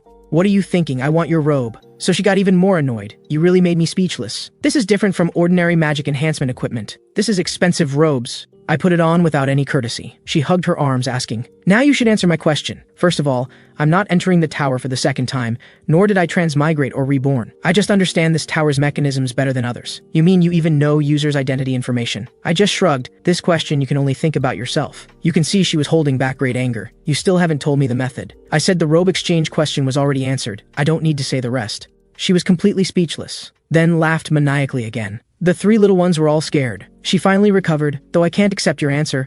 You're quite interesting, and I prefer men with many secrets. The love boss told me not to bother with her. Seeing this, I also picked up the 3 little ones and politely dealt with it, then turned to leave, but she called me back. At least tell me your real name. What Kim Jae-ju? How could that kind of name be real? I suffered serious damage thinking, how can Kim Jae-ju not be a real name? I quickly ran into the portal, finally arrived at the 10th floor. Here you can freely set live stream on off and change channels. Also can watch streamers below the 10th floor. Those audiences also receive certain compensation through my performance. I told them I was going to look around and turned off the live stream first, then put the 3 little ones in the backpack, put on the hood before setting off, but I always had a sense of dissonance. At this time, a commoner bumped into a noble. I thought she was going to die, but the result was unexpected. That noble kindly comforted the commoner girl. I didn't expect nobles and commoners could coexist harmoniously, and he mentioned His Majesty Kaoli. Seems this place is different from before. Moments later, by the fountain pool, a bald old man was feeding pigeons. I suddenly walked in front of him asking, "May I sit beside you?" After getting permission, I sat down. "How long have you lived here?" The old man answered harmoniously, "Too long, I can't even remember." I continued asking, "Are you happy now?" "Happy? I don't even know if I still have that thing." After saying this, he threw feet on the ground. The pigeons flew away in panic, but one was firmly grasped in his hand. The pigeon wanted to struggle, but the big hand didn't move. The old man's face was no longer kind. While I remained very calm, "What exactly are you thinking, Administrator?" Then he just glared at me and trapped me in a reading illusion. I knew this was the 15th floor trial ground, Talsha on the brink of destruction. In this 15th floor trial, endless magical beasts kept attacking. No matter how hard the challengers fought, the beasts only increased. This was an endless struggle, all because of that giant flower bud on the distant snowy mountain. That eerie thing called Seed Heart. It kept spewing out magical beasts. So before Talsha was completely destroyed, this place would repeat this nightmare forever. Even after destruction, this would only become a hell overrun by magical beasts. I was watching intently when, suddenly a black shadow blocked my view. When I turned around, I saw a grotesque bloody maw lunging at me. I died. But I also woke up from that illusion. The administrator asked me what I thought after seeing the predetermined future. I said, "No matter how much you threaten me, my choice won't change. Even if it's a predetermined future, I've already changed it before. You should know this, since you've been monitoring me all along." The administrator restored his kindly smile. "So you knew all along, you really are suitable to become an administrator." I loudly objected, "I'm different from Kim Jae-ju in the videos." "Then do you know why those videos were sent to your phone?" I honestly said I didn't know, but I would never accept your proposal to become administrator. Even if you threaten me with trials, bring it on. Then the pigeon's neck was snapped by him. "Aren't you curious about what comes after the videos?" "If you're curious, I'll tell you. Go ahead. After all, knowing is better than not knowing." When the strangled pigeon flew away again, he slowly said, "Do you think this Atluo world was created just for users to enjoy the game?" "Actually, I don't think so. If I thought it was fake, I wouldn't waste time playing the prince. I'd just kill Li Shanzai directly." He saw I was negative, then told me there were several other administrator candidates besides me, all before I entered the tower. I asked him back, "According to you, there are many administrators here, or does the previous administrator automatically lose qualification after handover?" His tone became much gloomier. "There can only be one administrator. Those who leave this position all ended their own lives. I've tried my best to build this tower, even added the live streaming system you all like. But no matter how much I keep fixing it, this damn Atluo world keeps malfunctioning." With that, he stomped on the ground. The entire space trembled. I fix one side, the other side breaks down. This world's bugs are endless, just like that mechanical glove you made. An administrator is like a water tank, and Atluo is the water in the tank. I've been this tank for too long, so long I've lost myself. Forgotten the original intention of becoming administrator. I've lost joy, anger, sorrow, and happiness. The only thing I can feel is the sense of duty to fill the tank's water to the proper level. Other administrators are the same. As if they have OCD, they try every way to fill their tanks with water. But without exception, they all failed. Some because their tanks were too small, some because the water flow was too strong. But Kim Jae-ju, you're different. The water in your tank is filled to perfection, perfectly supporting Atluo. I asked him what those videos I received were exactly. He said they were the future after becoming administrator, which should be considered the past from now. Anyway, they were sent by the Kim Jae-ju in the videos. As for why he did this, I don't know. If I could see through people's hearts, I wouldn't be so troubled. Hearing this, I asked my final question. This place differs from my impression of the 10th floor. Is there any special reason related to my 5th floor trial? Hearing this, he burst out laughing. "I knew you were more suitable to be administrator than anyone. Your current actions are extremely similar to how he managed this tower. Seeing you put Atluo back on track, I understand Kim Jae-ju. You're someone who will never change. I knew he meant I would still become administrator to change this tower. But I challenged him, stop dreaming. Even if you say this, I won't become administrator." Hearing this, he stopped talking. His body twisted with bones creaking. Then he turned into a pigeon and flew away. His clothes also vanished before my eyes, as if he had never been here. Now I really want to know why the Kim Jae-ju in the video sent me those videos. Looks like I can only climb to the top of the tower. Then the popoas emerged from my backpack. One of them licked me frantically. I knew they were trying to comfort me. Then I reopened the live stream page. Surprisingly, I only lost a few fans. Seems only those few were from the 10th floor. Makes sense. Those who saw Popoa on the 1st floor and stayed till now must be skilled in somewhat perverted big shots. At this moment, a pop-up appeared, asking if I wanted to join the trending live streams. Thinking about the threats among Han Jishuo and Chen Xiaoyan's fans, I decisively canceled it. The stream officially started. I immediately welcomed the viewers. The love asked why I closed the stream. I brushed it off, saying I had something to do. I didn't know this big shot was actually a little fangirl. No wonder Chen Xiaoyan told me to ignore her before. After reaching the 10th floor, I first came to Clay Workshop. Originally, this was Pulan Workshop. Don't know how it became Clay's. I walked into the house. Inside was only an unfamiliar uncle. I see you look like a traveler. Let me say up front, I don't take rush orders. I just asked if Master Pulan was here. He looked at me like I was an idiot. If you want the best craftsman, you should go to the Imperial City. The viewers all guessed this was the administrator's doing. I told him I wanted to fix something. If it's inconvenient, could you lend me the workbench and materials to fix it myself? Hearing I knew something about magical engineering, his attitude changed. We introduced ourselves to each other. Then, I took out the mechanical glove. He could tell at a glance it was something I rushed to make, and knew the glove's magic circuit was dangerous. He agreed to help me fix it, and reminded me to find some magic stones to test it. Though from the 10th floor you can trade in the community window, it only has items matching the 10th floor. Magic stones are rare. I could only try my luck at the offline auction house, supposedly a place only rich people can go. But buying things there has a downside. It won't show equipment information. Users can only buy based on feeling. Actually, what I want more is a blood garnet, but that's even harder to find. Then someone called me from behind. Are you a user? I see you're wearing robes, must be a mage, right? Before I could answer, he called over a girl. They started showing off their relationship right in front of me. He told me not to go to the free auction house, because he couldn't get in even with 10,000 gold coins, and you can't see equipment info either. Alright, would you like to join our team? We can help you quickly pass the 11th floor. Actually, I knew that from the 10th floor onwards, after passing each floor, users can return to the 10th floor's free area. Seems they lack a mage. So I turned around saying I had business at the auction house. But that woman came up and grabbed my arm. Brother, let's find a place to chat. I immediately shook her off. Really no need, and I'm not a mage. The guy also came forward yelling, you don't have to push people just because you won't go. We can't force you anyway. I knew I was a bit excessive. I simply apologized and wanted to leave, but these two kept muttering behind me. Brat, let's see if you can even get in. Sure enough, I was stopped. If you're a traveler, please prove you have entry qualifications. I showed my gold coins. They immediately respectfully let me through. I politely nodded to those two idiots. Their expressions were priceless. I walked straight to the front desk. Didn't expect they required identity verification here too, but I hesitated to write. The viewers started teasing me. After some struggle, I still wrote Kim Jae-ju's name, but the result didn't match. I could only sigh helplessly. Then added the number 2 after Kim Jae-ju. I really shouldn't have been so careless back then. I removed my hood as required, then headed down to the main hall. Soon I spotted a familiar face. I went over to greet her. Hello, we meet again. Li Shiksa didn't expect to run into me here either. With her permission, I sat across from her. A server came over asking what we'd like to drink. I just ordered water. Li Shiksa ordered a cola. After the drinks arrived, we sat in relative silence. After a moment, she asked what I came to buy. I honestly told her I wanted magic stones, since she'd seen my magic stones had no energy in previous battles. Then we had nothing to say again. Viewers said the awkwardness was deadly. Suddenly she blushed and thanked me. I said it was all for passing trials, no need to mind it.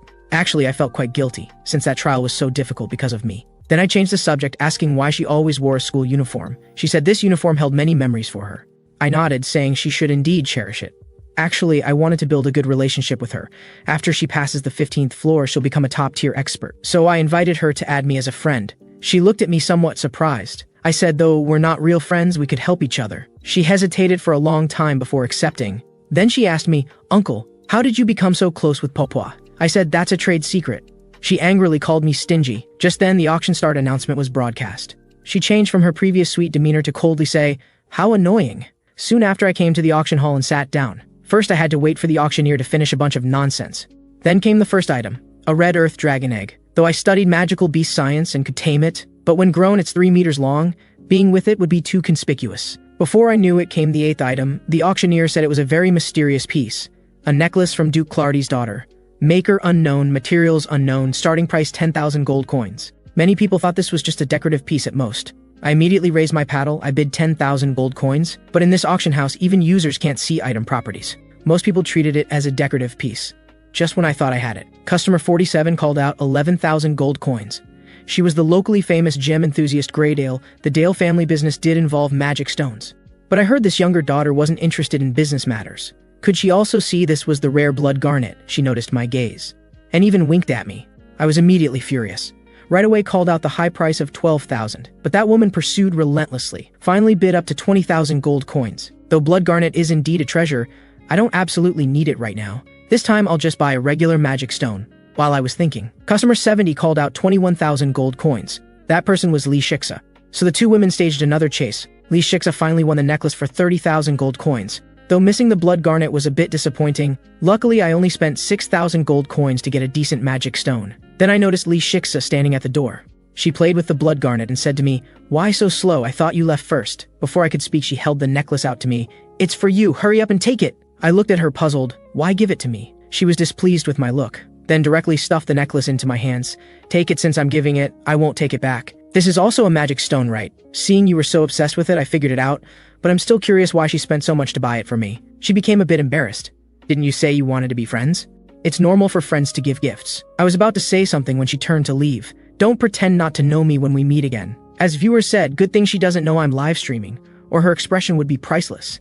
I was still puzzling over why she gave this to me. Could it be she saw my good performance last time and wants to build a relationship, but she's not that type of person? Women's hearts are really hard to guess. Li Shiksa hadn't gone far when she muttered, "Does this uncle really not remember me?" When she was little, she was worrying about why the new school's uniform was so expensive. I happened to come out of the principal's office then, I casually mentioned, "Little sister, listen well to the principal." Li Shiksa didn't think much of it. She went into the office and told the principal about not having money for uniforms. The principal told her not to worry, someone just sponsored our school to buy uniforms for the children. Maybe the sponsor was embarrassed. They asked me to keep it secret from you all. Li Shiksa immediately thought of the uncle who just left. Forget it, it doesn't matter if she doesn't remember me.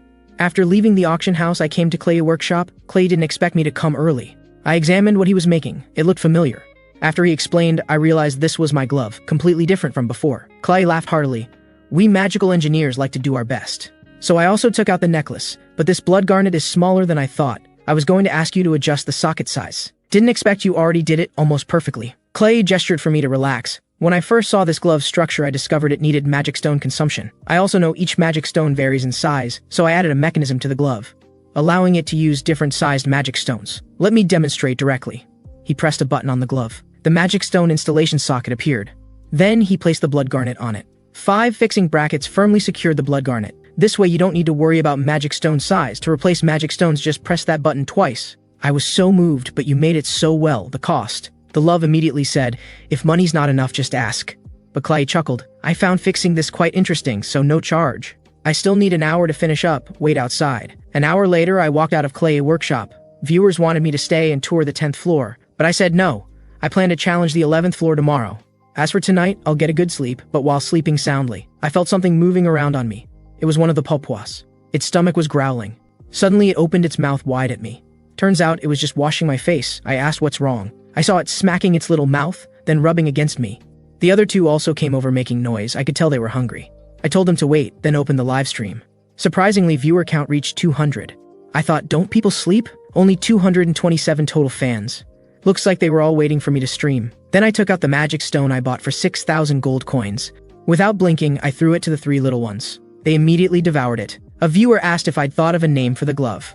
When I first put on the glove, I could directly feel it was much better than before. But Clay refused any payment, only asking me to give it a good name. I said the name needs careful thought. After all, random naming would make my promise to Clay meaningless. After organizing, I came to the teleport gate outside the city, though it's in the middle of the road. Actually, only users can enter teleport gates. At Luo, locals can't even see them. I didn't expect so many people even in a quiet channel. A viewer asked why I don't join a team before challenging, since randomly matched teammates are usually trash. I know from the 11th floor there are many cooperative trials. Most users join teams through recruitment posts before challenging. Actually, I'd like to cooperate with viewers who followed me since the 1st floor, but not knowing what the administrator will do on the 11th floor. Better check it myself first. I don't want to drag down these loyal viewers. As for difficulty, there's no need to worry, as long as the administrator doesn't go too far. Hard mode isn't difficult for me. After selecting, I walked into the teleport gate. Right after entering, I saw a man and woman. This floor's trial requires 3 users to battle monsters and achieve victory. The lady saw my robes and immediately beamed with joy. I politely greeted them before walking over. Also secretly assessed their weapons. No wonder they were so excited seeing my outfit. The male knight pointed at my glove, asking, "You're a mage, right?" I honestly told them I was a magical engineer. Hearing this answer, they looked quite troubled. The female knight also said the situation wasn't optimistic, asking how much support equipment I prepared. I said I only brought 1. She looked even more disappointed. Soon, preparation time ended. The male knight prayed on the side, let it be a sea serpent, even 10 of those I wouldn't fear. Then the sea surface churned. Seeing this, the couple thought they were done for. I also got nervous from their reaction. Could the administrator have played some trick again? Suddenly, a familiar roar came from the sea. I was trying to remember where I heard this sound, then saw a green head emerge from the sea. When it fully emerged, I suddenly felt deflated. Isn't this my old friend Little Turtle from the second floor? Looks like I don't need to use that eye-catching mechanical glove. So I used the Roton's glove to create an axe. But if this equipment isn't adjusted properly for hardness, it might break easily. Then I walked in front of the two saying, "Don't worry about it, let me handle this guy." They were still hesitating, but the dragon turtle had already gone berserk. I urgently said, "Stay back if you don't want to die." The dragon turtle slammed its head toward the ground. It stared at the two's direction, while I watched from the other side. Having them as bait was quite convenient. Then I shot forward with blue light to the dragon turtle's front leg. One axe strike down. The axe shattered on impact, but it also cut a gash in the dragon turtle's front leg. It immediately howled in pain. I reached toward the fallen axe head. It immediately flew back to the handle and fused together. The dragon turtle retracted all four limbs into its shell. Viewers urged me to quickly finish it. It would be troublesome if it returned to water. I was also glad it was just healing in place. Then I leaped onto its back. Seems my physical abilities improved a lot. On the second floor, it took tremendous effort to get on the dragon turtle's back. Some viewers knew what I was going to do next. The dragon turtle desperately shook, trying to throw me off. But I didn't budge, and had already chosen a spike. One axe strike cut it off. Seeing its shell start glowing red, it was going to self-destruct. I immediately fled frantically, then threw the spike into the air, following with a leap, landing right next to the spike, timing it perfectly to strike the spike with my axe. The spike pierced into flesh that hadn't retracted into the shell. Then came a series of explosions. When the smoke cleared, the dragon turtle lay motionless on the ground. Soon, teleport gates to the 12th floor and 10th floor appeared. I fused the axe back into the glove. The two came over to thank me. I said no need to thank me, I had to pass the trial anyway. After thanking, just go. The guy wanted to ask my name. I immediately looked grim. Sure enough, mentioning names made these viewers come out to tease me. I quickly changed the subject. Since they left, let's see the rewards. The 9th floor reward box hadn't been claimed yet. Then a wooden gift box and an exquisite gift box dropped together. I first opened this floor's wooden gift box. Inside was only 1,000 gold coins, backpack weight increased ticket, and the lowest grade magic stone. Seems the administrator really didn't interfere with this floor's trial. Then I opened the 9th floor reward box. Indeed, another 5,000 gold coins, and something that greatly surprised me, a defensive outer Roton's coat. Today I came to an empty park. My backpack unzipped itself, then several big heads poked out. Immediately jumped to the ground for a walk. I reminded from behind, don't go too far. Approximately, the lead Popois responded. Seeing the scene made this old father very pleased. Then I asked viewers, I want to name them. Any good suggestions? Hearing my words, they seemed very happy. I said now that I have feelings for them, I want to give them names. A user immediately donated 1,000 gold coins with voice message. How about Boshuni? I said with a dark face, that's not good. Others had even more bizarre ideas. Just then someone reminded me. I immediately opened the shop to find magical beast science skill books. Compared to other skills, these were incredibly cheap.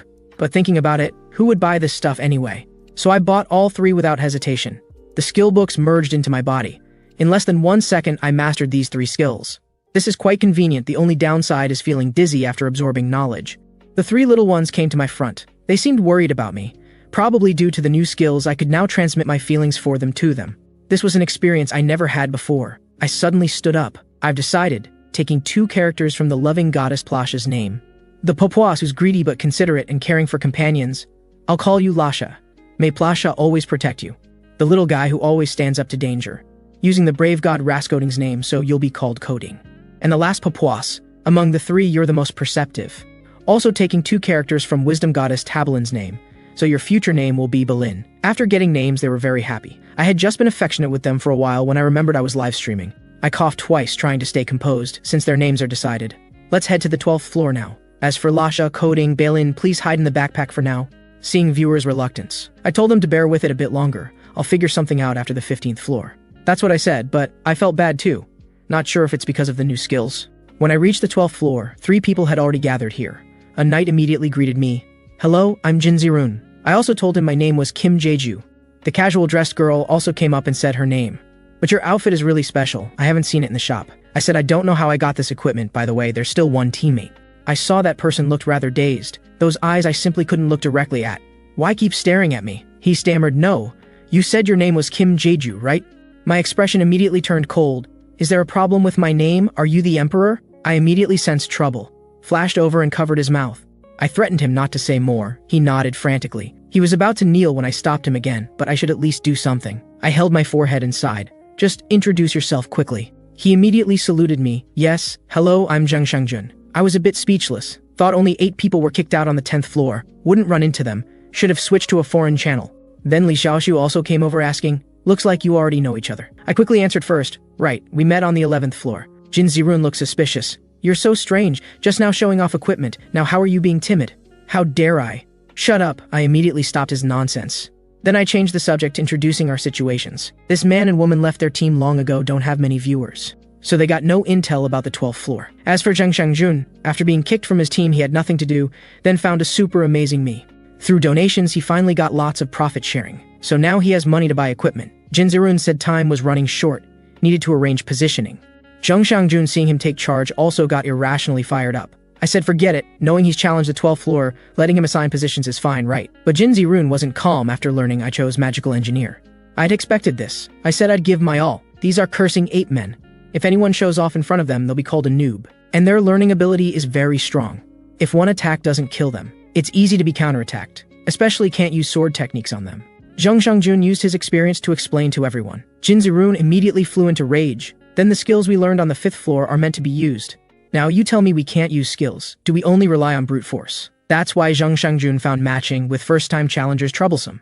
Anyway, try it yourself and you'll know.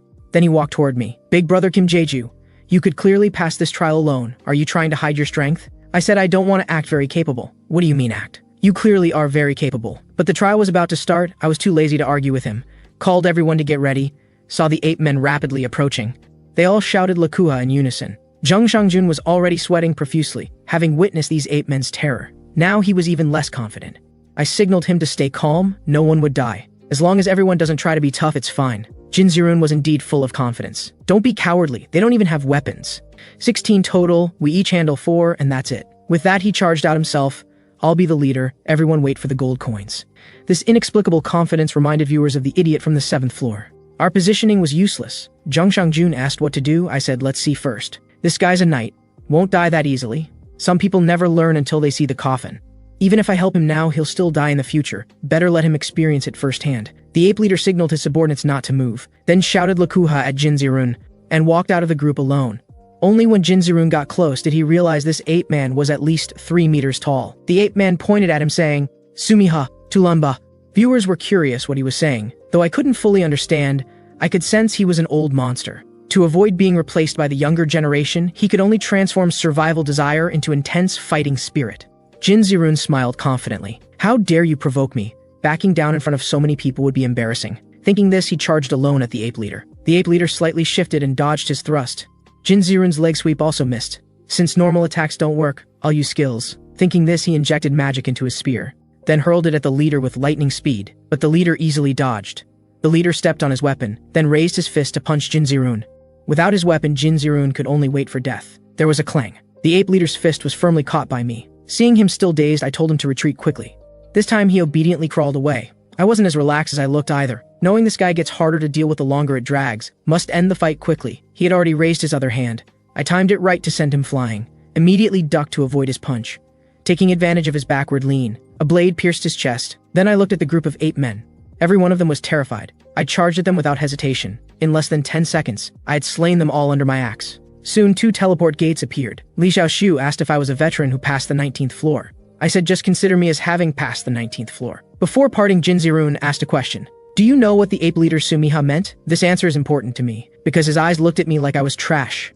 I told him straight that Sumiha means noob. His face turned red. He ran away without even caring about the girl. Zheng Shangjun also came up to say goodbye playfully. I'm just small trash, so won't linger. Maybe your viewers are cursing me. I asked if he'd been watching my stream since the 1st floor. Learning he started following from my 2nd floor. I still thanked him. You donated when you were only on the 10th floor. That wasn't easy. Really, thank you. Hearing this, he smiled with relief. You're really too kind. I only earned coins because of you. He knelt down again to bow, hoping you could clear the 100th floor soon, and wishing you eternal happiness. This made me a bit flustered. Before I could say anything, he had already jumped toward the teleportation gate, shouting Papa. I was completely bewildered. Seems like this guy was lying earlier. He must have been watching from the 1st floor too. The audience started teasing me again. I had to focus on the rewards to divert their attention. Without the Magicker's interference, the rewards were indeed quite ordinary. I told the audience I'd return to the 10th floor to change channels before heading to the 13th floor. Finally, I switched to the American channel. When I arrived at the 13th floor, I walked over to the campfire. A bald man immediately asked if this was my first time on the 13th floor. Though the tower has automatic translation, he could tell from my lip movements that I wasn't American. His observation was quite sharp. He burst into hearty laughter, cheerfully introducing himself and asking if I was live streaming. I said no. Barely anyone watches my stream anyway. The bald man then introduced me to the others. Though he seemed friendly and approachable, I already knew their true identities. The audience could instantly tell they were bandits too. They were the notorious Black Scorpion Squad, infamous for their evil deeds. They usually form 6-person teams like this to enter dungeons, then wait for 2 more people to arrive before extorting them. If victims can't pay up, they'll even kill them. Having seen their crimes in videos, I simply couldn't let them off easy. Learning I was a magic engineer made the bald man even happier. He told me I just needed to provide support from the rear. Finally, the system announced the team was assembled. A redhead stumbled out of the teleportation gate, and the bald man immediately rushed over enthusiastically. This redhead named Jack was quite pitiful. He'd just been robbed by bandits on the 12th floor, and now he was being targeted again. Someone nearby couldn't help but laugh out loud. Jack flew into a rage, while the bald man awkwardly claimed he was just happy Jack had survived his ordeal. Soon the trial began, with Jack also assigned to rear support. Continuous barking echoed through the air. Venomous hounds appeared one after another on the snowy ground. Jack reminded the bald man's group to be careful, while the bald man planned to eliminate 20 first, leaving 20 for their scheme. Before they could engage the hounds, I immediately struck, taking down one hound with swift precision. The bald man was puzzled about when I'd moved to the front. Several hounds were already lunging at me from behind, but the next moment they were all skewered like meat on a stick. I said calmly, "Seems like you're not genuinely interested in fighting. Normal people wouldn't stand there shouting. They'd come help." The bald man first noticed the equipment I was wearing. I said it was just ordinary gear. Seeing this, the bald man ordered everyone to regroup. He realized I posed a greater threat than those hounds. The hounds behind me also turned to face me. Magical beasts' instincts are indeed sharper than humans. Caught between the bald man's group and the hounds, I still asked unhurriedly, "What exactly are you trying to do?" The bald man's face turned vicious. "Are you a bounty hunter? Don't claim to be a magic engineer. What you're wearing is clearly Roton series equipment. Only knights can handle the burden these pieces bring. I'll be honest with you. We've dealt with many hunters like you." Hearing this, I retracted my weapon back into my glove. "You say I'm not a magic engineer? Then let me show you something interesting." I displayed my mechanical gloves. The gloves flickered with blue light. At this moment, all the hounds charged at me. The next instant, I vanished from my original position. The 2 lead hounds were killed with a single punch. The other hounds were already trembling with fear, but I had no intention of letting them live either. Seeing this, the bald man sensed trouble. He signaled to the assassin in the tree. While I was still focused on the hounds before me, sensing the threat, they huddled together. Exactly what I wanted. I raised my hand, then fired an energy cannon. The ground was carved into a furrow, with only one charred hound corpse lying there. I was quite satisfied with the result. Though not as devastating as last time, it significantly reduced magic consumption. The recoil was much smaller than before too. At this moment, a transparent figure crouched in the tree behind me. Thinking this was the perfect moment to strike, while I was relaxed after defeating the magical beasts, he dove down at me. I appeared to be examining my gloves without a care, but the next moment, my coat pierced through his arm. The clear completion notification sounded, and the teleportation gate appeared. The remaining bandits all rushed toward the gate in panic. I flashed in front of them. "We haven't finished our business yet. Where are you all rushing off to?" They were all speechless. I pointed at the teleportation gate with a smile. "Mr. Jack, you go ahead first." After he left, I maintained my kind smile. "If you cooperate properly, this shouldn't take too long. So how many coins do you all have?" Hearing this, they stepped back slightly. A blond man spoke with a complex expression. "My friend, there might be some misunderstanding between us." His words didn't move me, because I knew if I let them continue their ways, they'd only commit more heinous crimes. The purple-haired one started to speak, but I grabbed him by the throat with my equipment. "Let me establish the rules first. First, no one speaks without my permission. Second, no lying." I tossed the purple-haired man to the ground. "Since no one objects, I'll assume you understand. I clearly just said they could only speak when I asked questions, yet this brown-haired fool thought I was some kind of saint and dared to point fingers at me, even trying to incite his companions to steal my equipment." However, the others didn't dare breathe heavily. When he realized his partner's expressions were wrong, a tentacle-like thing had already reached his face, suddenly wrapping around his tongue. I said calmly, "Everyone watch closely. This is what happens when you break the rules." With a thought, his tongue fell to the ground. "Does anyone else have objections? Speak up now." After a moment, I shrugged. "Since no one's talking, I'll take that as agreement. Whoever has healing potions, go treat him." The purple-haired man immediately rushed over to support the brown-haired one after getting permission. "Now, bald gentleman, please step forward." Hearing this, the bald man walked forward, trembling with fear. I immediately gave him a thumbs up. "Mr. Baldy, though you're seen as despicable scum by others, your teammates all think you're a good captain." The bald man weakly asked, "What exactly are you trying to say?" I told him to accept my friend request. He looked shocked. "How do you know my username?" I glared at him menacingly, and he didn't dare say more. "The rest of you turn around. The injured can sit and rest." I asked the bald man knowingly, "Did I just say you were a good captain?" The bald man found my question inexplicable but could only answer whatever I asked. "If that's the case, then your ambitions surely extend beyond the present. So you should be prepared to push toward the 20th floor, right? And regarding your teammates' coins, you must have given them advice without reservation." Now please send me the amount of coins each team member carries through friend message. I advise you not to lie. If there's a significant discrepancy, I'll be very disappointed.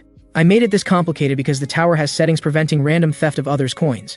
If users die, their coins disappear with them, which is why the bald man's group used such troublesome methods to extort money. But the bald man refused. We're brothers who've shared hardships together. What's your real purpose in doing this? I whispered in his ear. Soon you'll achieve great success on the 20th floor. Then you'll say your biggest regret was being too eager to climb up, abandoning the magic stones hidden underground on the 10th floor. Hearing this, he was no longer calm. I knew from the videos that the bald man was naturally suspicious. He worried his teammates might die while carrying coins, so he used coins to buy magic stones and hid them. Since magic stones are like gold in the real world, their value fluctuates very little. How about this? As long as you hand over all your current coins, I won't touch your magic stones and can even send you to the 10th floor. The bald man thought seriously. This guy knew my username. Finding the magic stones probably wouldn't be difficult either. He then sent me the coin amounts his teammates carried via message. Seeing this, I called over the brown-haired troublemaker. If you have over 2,000 coins, nod. If not, shake your head. He shook his head. Strange. Mr. Baldy told me as of yesterday you still had 3,000 coins. He immediately nodded frantically. I showed a kind smile. Don't joke with me anymore. From now on, if you hide even one coin, don't expect to leave alive. In the end, they offered up 12,000 coins total. 150% less than what the bald man reported. Now I'll ask once more. Are you absolutely certain you haven't hidden a single coin? They nodded anxiously. Then I made them hand over all their potions too. After getting everything, I walked to the teleportation gate. Good. Now it's time to say goodbye. Hearing this, they felt the joy of surviving a disaster. But my Roton's coat began twisting again, and 6 screams echoed across the snowy ground. They were crawling or lying on the ground. I said coldly, some of you harass children, some murder a person daily, and others do even more unforgivable things. What a bunch of scum. They could only roar helplessly. I grabbed one of them and told them, the 14th floor trial ahead is a maze. A trial that requires 6 people working together. Since you happen to be 6 people, I'll give you a hand. I dragged him toward the 14th floor teleportation gate and threw the first person in. As for why I'm not keeping my promise, it's because you definitely still have coins. My reward box had already dropped at my feet. After all, even if you've cleared the 13th floor several times, each person would have at least 1 coin as a reward, right? The bald man finally understood. You're clearly cheating. Bastard. I'll curse you for life. I ignored his words completely.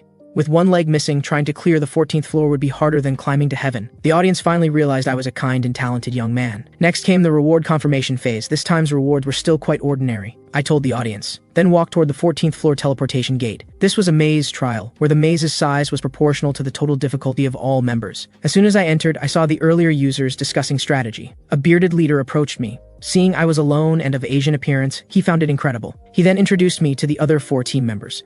I voiced my confusion. Is this your first time challenging the 14th floor? You seem like you've known each other for a long time. They should know the 14th floor requires 6 people, but their team only had 5. Turns out one of their members got injured on the 13th floor and returned to the 10th floor to recover. Originally, the bearded man's group wanted to wait for him to heal before clearing together, but that teammate firmly refused. He also assured me not to worry. They weren't bad people. Actually, I wasn't worried. Just felt it was a bit of a pity. After introductions, we began discussing how to tackle this maze. The rules were simple. Start from 4 cardinal directions, east, south, west, north. As long as someone reaches the maze center, the mission is complete. But this maze's clear route changes with each trial, and the maze size isn't fixed either, so it depends more on luck. Among the 4 directions, only one has relatively fewer monsters and traps. Even so, the bearded man didn't recommend going alone, because choosing wrong could be fatal. But for me, traveling with others would make me hesitant. So I decided, I'll take one path alone and you 5 go together. The bearded man immediately got agitated. What do you take us for? Though we just met, how can we let you risk it alone? I gave them a clear answer. With my abilities, I can definitely clear this floor. The bearded man remained stubborn, fearing I'd throw my life away needlessly. So having teammates who are too kind is also a burden. I said decisively, I'll stand here and not move until you set off. You decide for yourselves. Only then did the bearded man's group compromise. Finally, he gave me a recovery potion. Anyway, if you sense danger, stop immediately. With our 5-person strength, we can definitely solve the maze.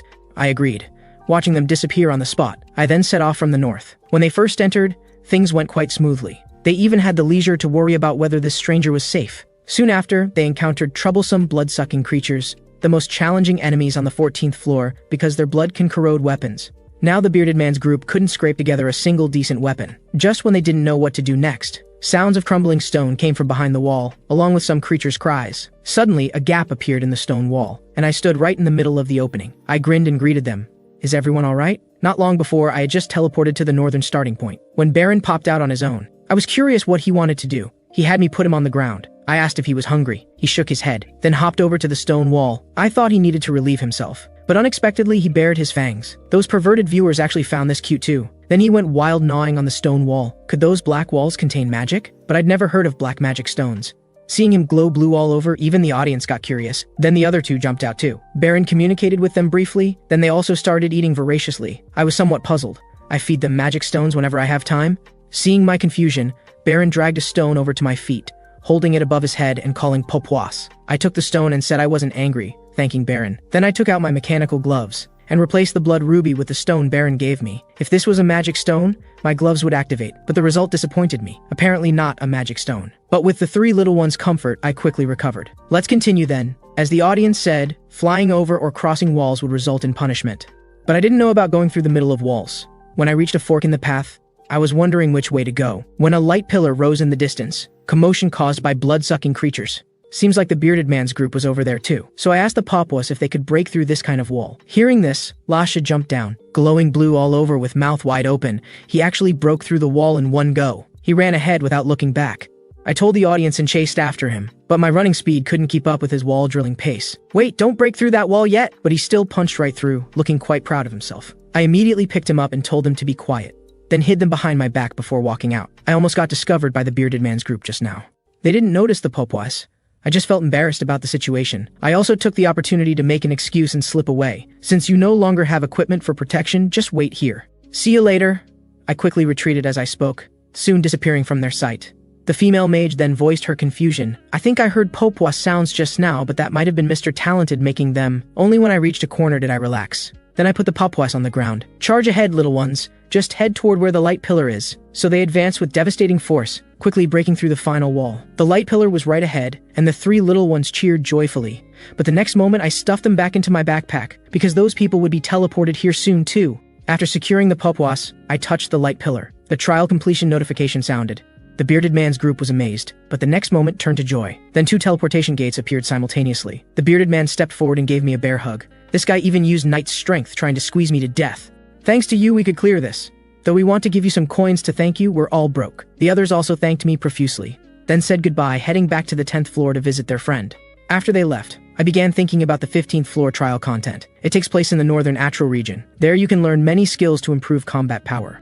If there's no magic or interference, I could easily clear it with my strength.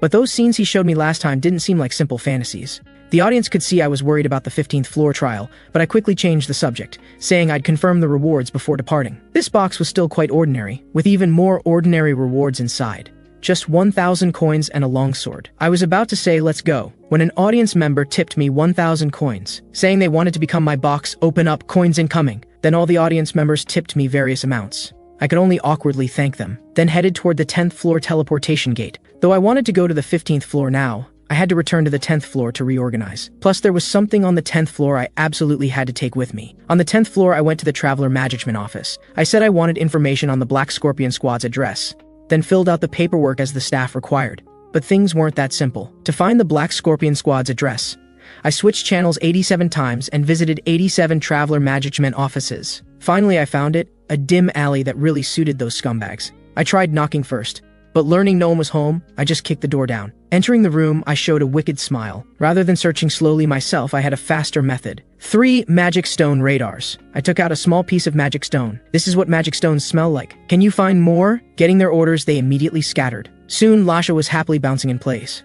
Seems like the magic stones were hidden in this spot. I rudely stomped through the floor. Magic stones of various sizes were revealed beneath the floorboards. My grin was harder to suppress than an AK rifle. Moments later, I packed my bag full while the Popois watched drooling nearby. Finally, I still left a few pieces for them as snacks. Then I sold all that junk through the trading system, only keeping some magic stones for my gloves. Unexpectedly, my total coins reached over 80,000. I could buy a complete Roton series set, even reaching the 20th floor. The audience was already urging me to head to the 15th floor. They also asked if I'd use the American channel. I said I'd switch back to my own countries. After all, I still wanted subscriber rewards. Though I might encounter audience members, gaining followers was most important. This time on the 15th floor, I'd learn knight skills, since it's the best place to acquire knight's power. And to perfectly control the Roton series, I must improve my physical capabilities. Thinking this, I walked into the teleportation gate. But why did I appear outside the city gates? Originally, 15th floor users gathered at the trial source in the city center, and time seemed frozen. Previously, users could chat while waiting, but was this the Magicers doing again? I took one step forward, only then remembering the personnel assembly completion notification. Then the cold wind began blowing normally. I quickly walked toward the city gates. I had to reach the trial support first. Just thinking this, a deep voice rang out. Who are you? I don't think I've seen you before. Look at your fine clothes. Are you also a traveler? I quickly greeted him while imperceptibly backing away. The audience was also telling me to run quickly. Just seeing me, he wanted to shake hands. Though I knew he had ulterior motives, I had no choice now. Sure enough, as soon as my hand was grasped, tremendous force transmitted from his hand. Then he showed a strange smile, his aura growing even stronger. I saw his right leg lift up. I immediately used my Rotan's coat to steady myself. The next moment, my side felt like it was hit by a cannonball, yet I only staggered 2 steps. At this point, Ham's face showed an amused smile. I bent down and said with some difficulty, "Your way of greeting people is a bit excessive." He didn't care. Consider it a necessary procedure for coming here. Hearing this, I was also somewhat displeased. From your stance, you clearly wanted to kill me. He said that to spare my life, he had specifically moderated his strength. I just felt a wave of fear. This was called moderated strength? Even Rotan's equipment was completely ineffective. Seems like there's no reasoning with him. Since the necessary procedure is over, can I pass now? But he directly said no. I asked if there was something he needed me to do. Just say it. I'll do whatever I can. Hearing this, his attitude changed. You're quite straightforward, unlike other Empire folks. Now start copying what I say and shout it out confidently and loudly. I was somewhat speechless. Didn't expect it to be this simple. His personality really is the most unpredictable. I saw him take a deep breath and shout loudly, "Kurom Lakanta!" The sound carried extremely far. Standing before him, I felt my eardrums about to burst. Before I could recover, he pointed at me. How about it? You can do it, right? I hesitated slightly. Then his expression darkened. If you didn't hear clearly, I'll do it again. I quickly said no need, but asked what those words meant. You don't need to know. Don't be so wishy-washy. I was absolutely firm. If I don't even know the meaning, I won't shout it. He no longer insisted, instead turning to lead the way. Anyway, since it's your first time, you probably don't know how great Talsha is yet. Hearing this, I silently followed. Though he attacked me upon first meeting, I originally came to find his help anyway. After all, Baraham is one of Talsha's greatest warriors. I've long wanted to learn his method of breaking skill forms. If I could break skill forms, then in the future it wouldn't be my body following skills, but my body utilizing and manipulating skills. Meeting him now was actually a good start. Soon I followed him to the city walls. He leaned against a large cannon and asked if I knew what that was. Of course I know. It's a magic cannon. He said this weapon was only in development stages in the Empire. In the final battle, they lured the Empire folks to prepared positions, then finished them off in one go. After that, they said they'd also manufacture such weapons. Now that the snow's stopped, let's fire one shot to test it. He pointed into the distance. See that black thing? It wasn't this big originally. We wanted to investigate but got blocked by a bunch of unseen magical beasts. Since we weren't in great condition, we didn't engage them much. Do you know where those monsters came from? I said I didn't know, but how could I not know? By now, he'd placed a sizable magic stone into the cannon barrel, then struck it hard and shouted, "They're popping out of that black thing!" The magic cannon was already charging up. The audience didn't know what he was doing. He didn't even adjust the angle. However, the magic cannon's projectile shot directly at that black thing. The thing was pierced through and burst into flames. Ham complained, "That thing like a giant turd dared try to destroy Great Talsha. How infuriating. But don't you find it interesting? This damn world keeps repeatedly perishing. Yet after each destruction, I only retain vague memories, barely able to realize everything in this world is repeating." Hearing this, I remained silent. The 15th floor was indeed different from the 5th. People here remember the outcome of each world's destruction.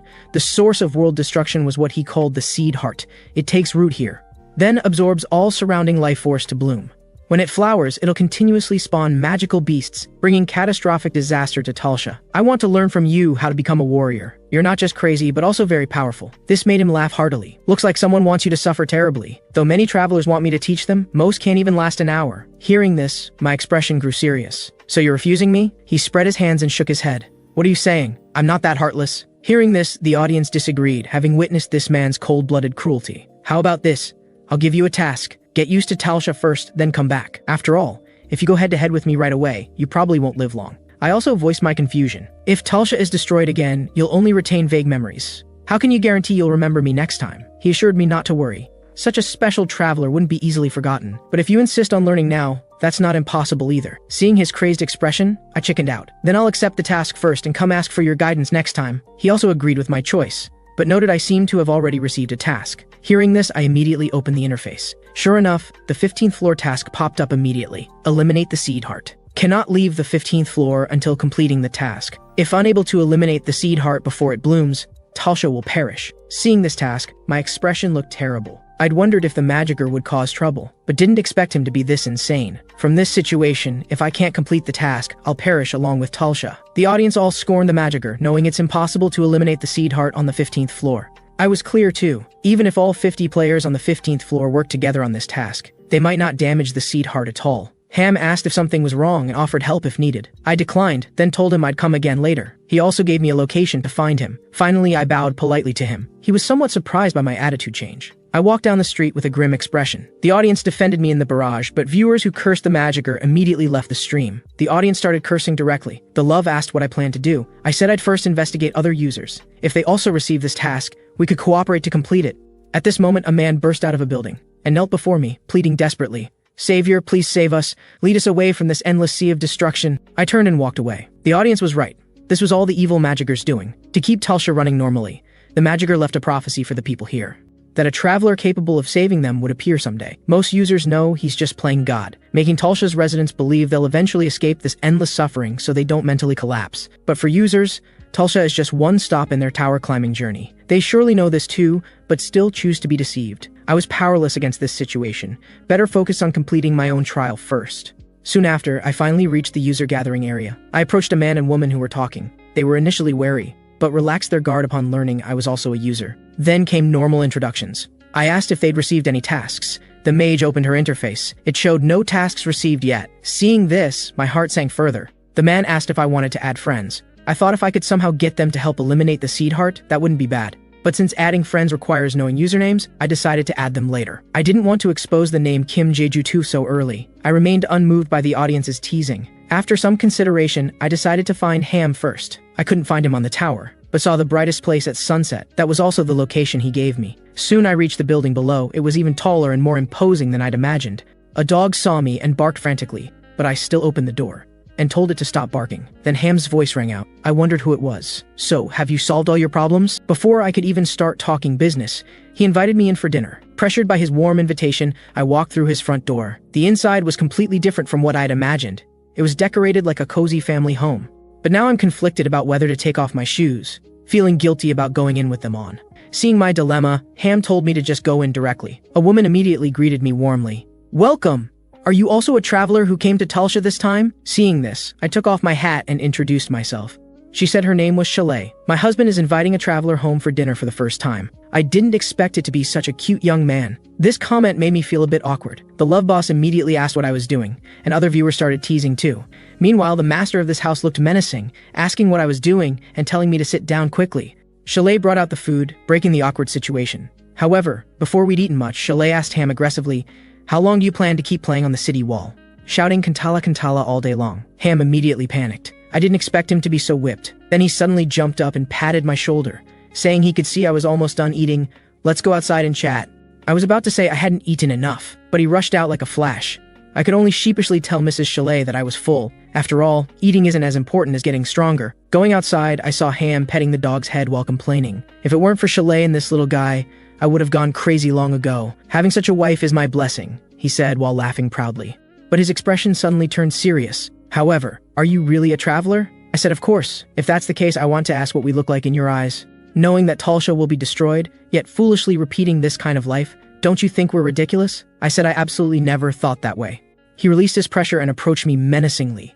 Just like that, I looked straight ahead and answered that's right. But this made him laugh heartily again. "I really don't understand what you're thinking. But it seems you're not the type to use flowery words. I think you're pretty good like this." I felt somewhat flattered.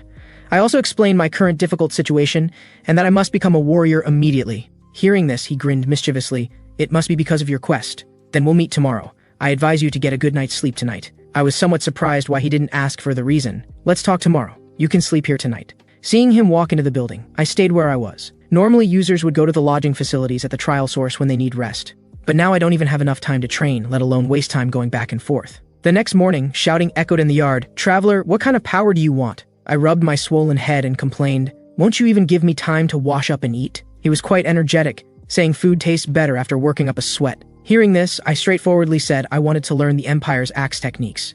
After all, the axe is the weapon I'm most familiar with, and also the weapon that Talsha warriors are best at. Hearing this, he asked, "From what you're saying, you've already learned Empire skills?" I said I hadn't. But he pointed at my clothes, saying that outfit is quite an eyesore, take it off immediately. He also said this clothing has self-awareness and will protect its owner. Wearing it will only hinder training. Then he started pinching and poking me all over. I didn't expect you to have such a good physique. You must be very popular with girls. I broke out in cold sweat. Seeing this, he started limbering up. Then let's begin now. I didn't get to have enough fun when we first met. With that, he threw a punch at me. I quickly dodged to the side. Then I pulled back to create distance. At least give me a heads up before starting. And this looks like you're trying to kill me. However, he showed a sinister smile. Next target is the leg. After saying this, he whipped his leg at me. I immediately mobilized my magic power to block. The next instant, a loud bang came from my leg. Didn't you say you hadn't learned any skills? How can you still use natural force? I told him to stop teasing me, and you said this was training. Cut the chatter. This time, I'm going to smash your head. Seeing I couldn't dodge, I raised my arms to protect my head. A tremendous force transmitted through my hands. I felt like I'd been hit by a 10-ton hammer. He smiled sinisterly again. It's not over yet. Let me see how long you can hold out. Next, he would announce which body part he was attacking each time, and I could block most of his attacks. But his strength was really no joke. After an hour, my body was covered in bruises, and I really couldn't take it anymore. I fell backward onto the ground. He walked over to me and asked inexplicably, "You said you haven't learned Empire skills, right?" I was breathing heavily, not knowing why he asked this question. Then the system window automatically popped up. Skill generated, Tasha Combat Arts LV1. How's that? Are you satisfied? Hearing this, I smiled with relief, feeling that today's beating wasn't in vain. Although I'd watched strategy tower videos, I never expected this skill to be obtained this way. Although the system doesn't explicitly specify, for convenience users have divided skills into two types. Those that need to be actively used are called active skills. Those that trigger passively at any time are called passive skills. Generally speaking, only frequent use of active skills can generate passive skills. And the active skill level needs to be particularly high to have hope. For users, the more passive skills learned, the better, because these skills can improve user combat power without consuming magic power or other resources. This time, I really struck gold. Ham also looked proud at this moment. Seems I didn't waste my effort. Hearing his words, it felt like he wasn't very certain before either. He quickly defended himself, saying he thought I didn't want to get beaten anymore, so I was talking nonsense. Hearing this made me even more certain he didn't have complete confidence before. But I still shouted with full energy, again. After saying this, I charged forward with an arrow step. Ham was also startled. This guy's speed and movements are no less than Talsha warriors. He actually learned to imitate my movements just by watching a few times. Thinking this, the fist had already reached his face. He easily raised his hand to block, then sighed. Seems it's only the momentum that's similar. The attack movements are still very crude. However, my knee had already thrust upward. His body trembled slightly. I smiled proudly. What were you sighing about just now? After saying this, I felt a tremendous force from my hand. I was careless. How did I not notice such an obvious move? I immediately regretted it. Seems I shouldn't have provoked him. Actually, I just wanted to see if this skill was useful. But once I rushed out, I changed my mind, because my body felt light as if it could fly. I experienced the feeling of my body moving as I willed for the first time. That's why my confidence exploded. I weakly asked him, "Can you let go of me now?" But his hand gripped even tighter. If there was an enemy in front of you, would you also ask him to let you go like this? So next I just kept getting beaten. The attacks came even more fiercely than before. He laughed heartily. "This feels great, don't you think?" I complained bitterly while my body kept shaking. "I think you want to kill me." Then Chalet's voice called out, "That's enough, come eat breakfast quickly." Only then did I breathe a sigh of relief. At least I saved my life. But the training results were also significant. Talsha Combat Arts had already risen to level 2. The audience was all surprised. They'd never seen a passive skill improve this quickly. I was clear about this too. Ham's fists, though carrying some personal emotion, he really was a good teacher. Looking at the gloomy weather, I sighed. What beautiful weather today. Then I asked the audience seriously, "Aren't you going to eat?" These were all old viewers who knew I wanted to change the subject. But I pretended not to see. Then I looked at Ham nearby who was feeding the dog, thinking that the 3 little ones should be hungry in the bag. Ham suddenly mentioned my quest. "I think the reason you came here is because you received a quest. But it's strange, with your ability plus that outfit, ordinary quests shouldn't be difficult for you." I said I mentioned before that I originally just wanted to learn skills from him. But he hit the nail on the head. With your current state, learning would still be quite difficult. I guess your plan was disrupted. Either you don't want to accept that quest, or it's an impossible quest to complete. My expression also became serious. "So what do you want to ask?" He suddenly pointed into the distance. "What you need to eliminate is that thing, am I right?" After hesitating for a moment, I honestly admitted it. "Do you think eliminating that thing is a meaningless act?" But he said, "Every matter has its meaning. What seems meaningless to others might be extremely important to the person involved." Hearing his words, I was silent for a long time. Then I asked him, "Can you help me?" Hearing this, he turned back with a smile. "Then let's go." Now I was the one who was confused. "Go where?" He pointed toward the seed heart. "There, of course. Know your enemy and know yourself, and you can fight 100 battles without defeat. Isn't this a bit rushed? I haven't learned weapon arts yet." Hearing this, he turned his face away. "If you don't want to, forget it." Seeing this, I could only agree, but if we sense danger, we need to retreat immediately. Of course, let me go pack some things and I'll be back. After he went into the house, I slumped to the ground. If I don't go, he'll definitely be angry. I put down my backpack and was about to pet the dog's head. The Popois rushed out. They glared fiercely at Ham's dog. I quickly carried them to a distance and apologized to the dog. At this time, Ham had already come out of the room. "Why are these guys with you?" I was startled. I don't know how it ended up like this. Hearing this, he seemed to want to say something but stopped. I pointed at the little dog nearby and asked what its name was. Ham said it's called Kula Kanta. I usually call it Kanta. I suppressed a laugh and said it was a good name. Snow began to fall from the sky. I looked toward the distant seed heart. No matter what, I must eliminate this source of disaster. When we finished breakfast and were about to set off, the two people who had been secretly watching finally walked through the door. The red-haired leader politely saluted Ham, and Ham immediately knew he came to see if he had gone crazy.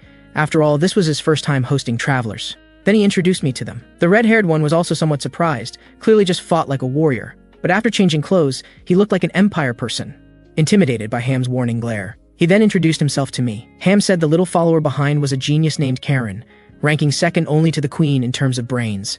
He was modest for a while, then greeted me, but I felt he didn't seem very smart, always looking at my pawpaw with ill intent. At this time, Ham clapped his hands in approval. I was originally thinking of bringing a few more people, and you just happened to come. Hearing it was going to the seed heart, Leto was a bit cautious.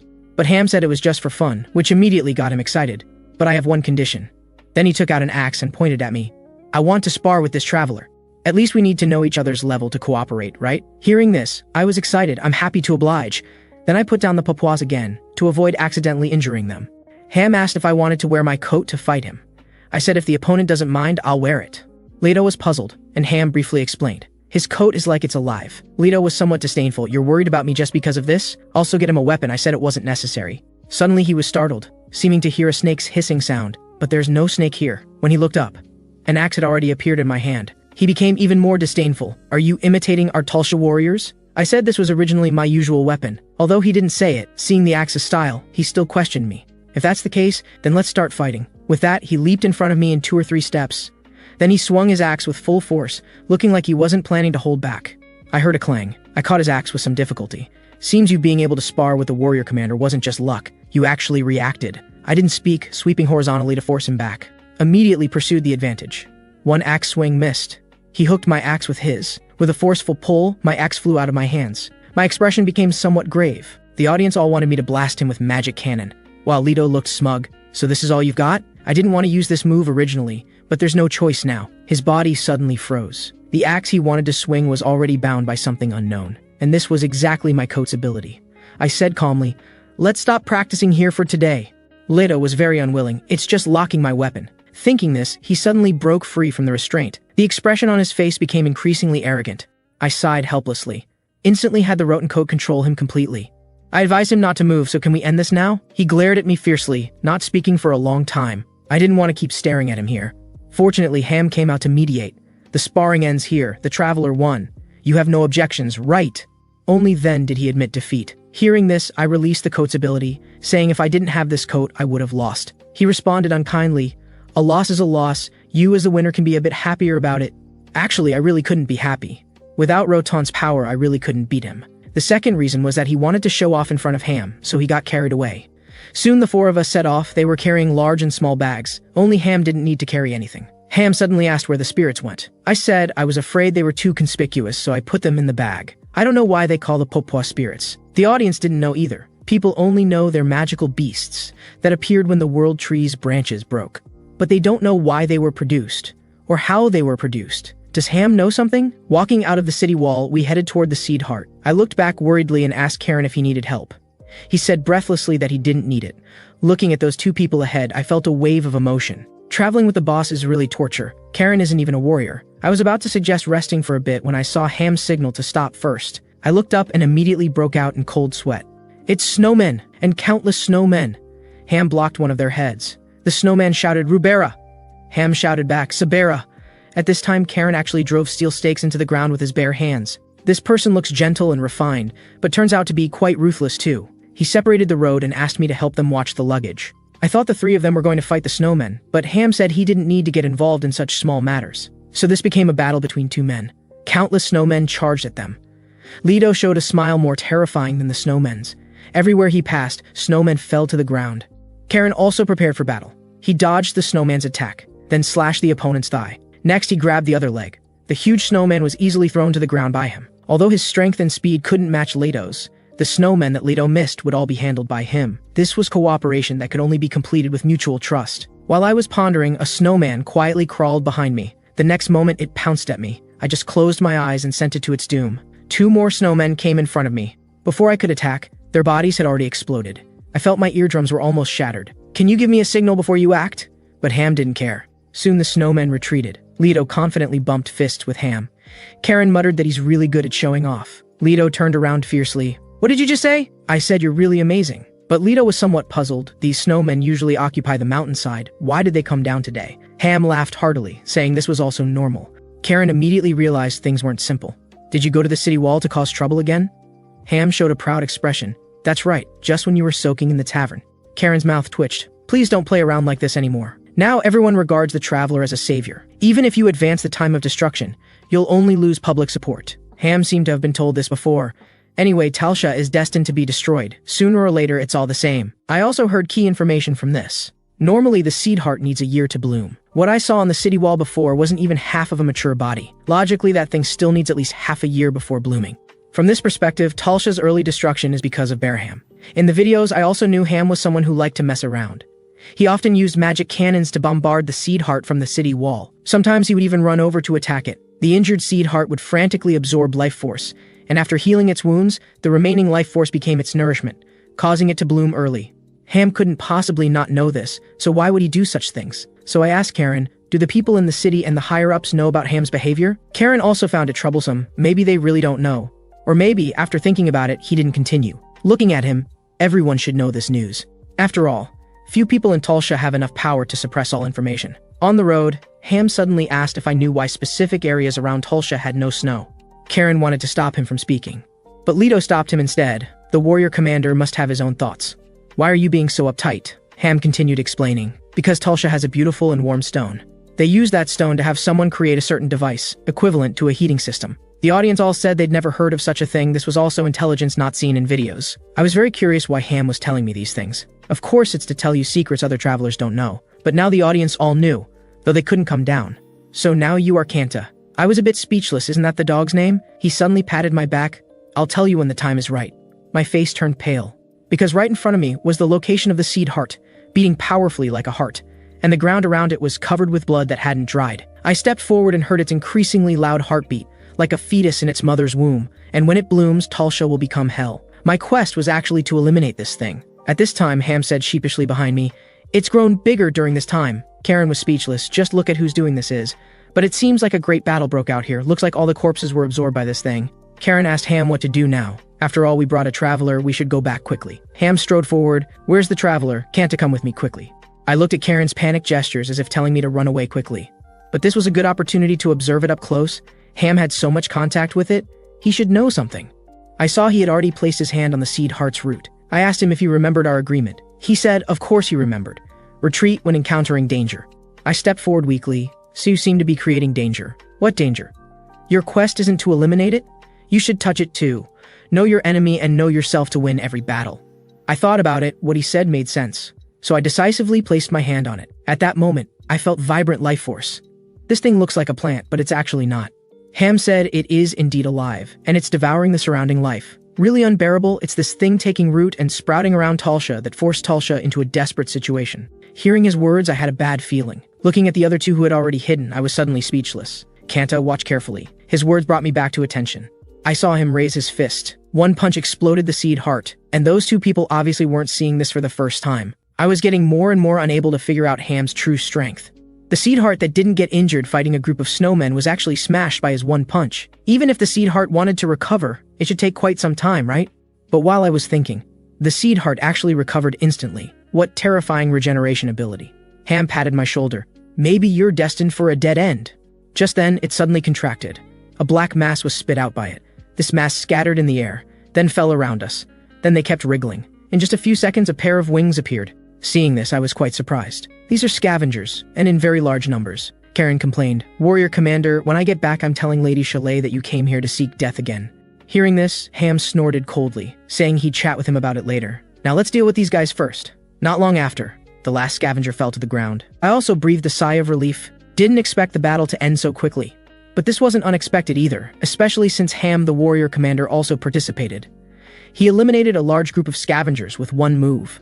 Only then did Karen walk over angrily. "Can we go back now? I'm begging you." Ham scratched his itchy ear. He turned and asked me, "Satisfying enough?"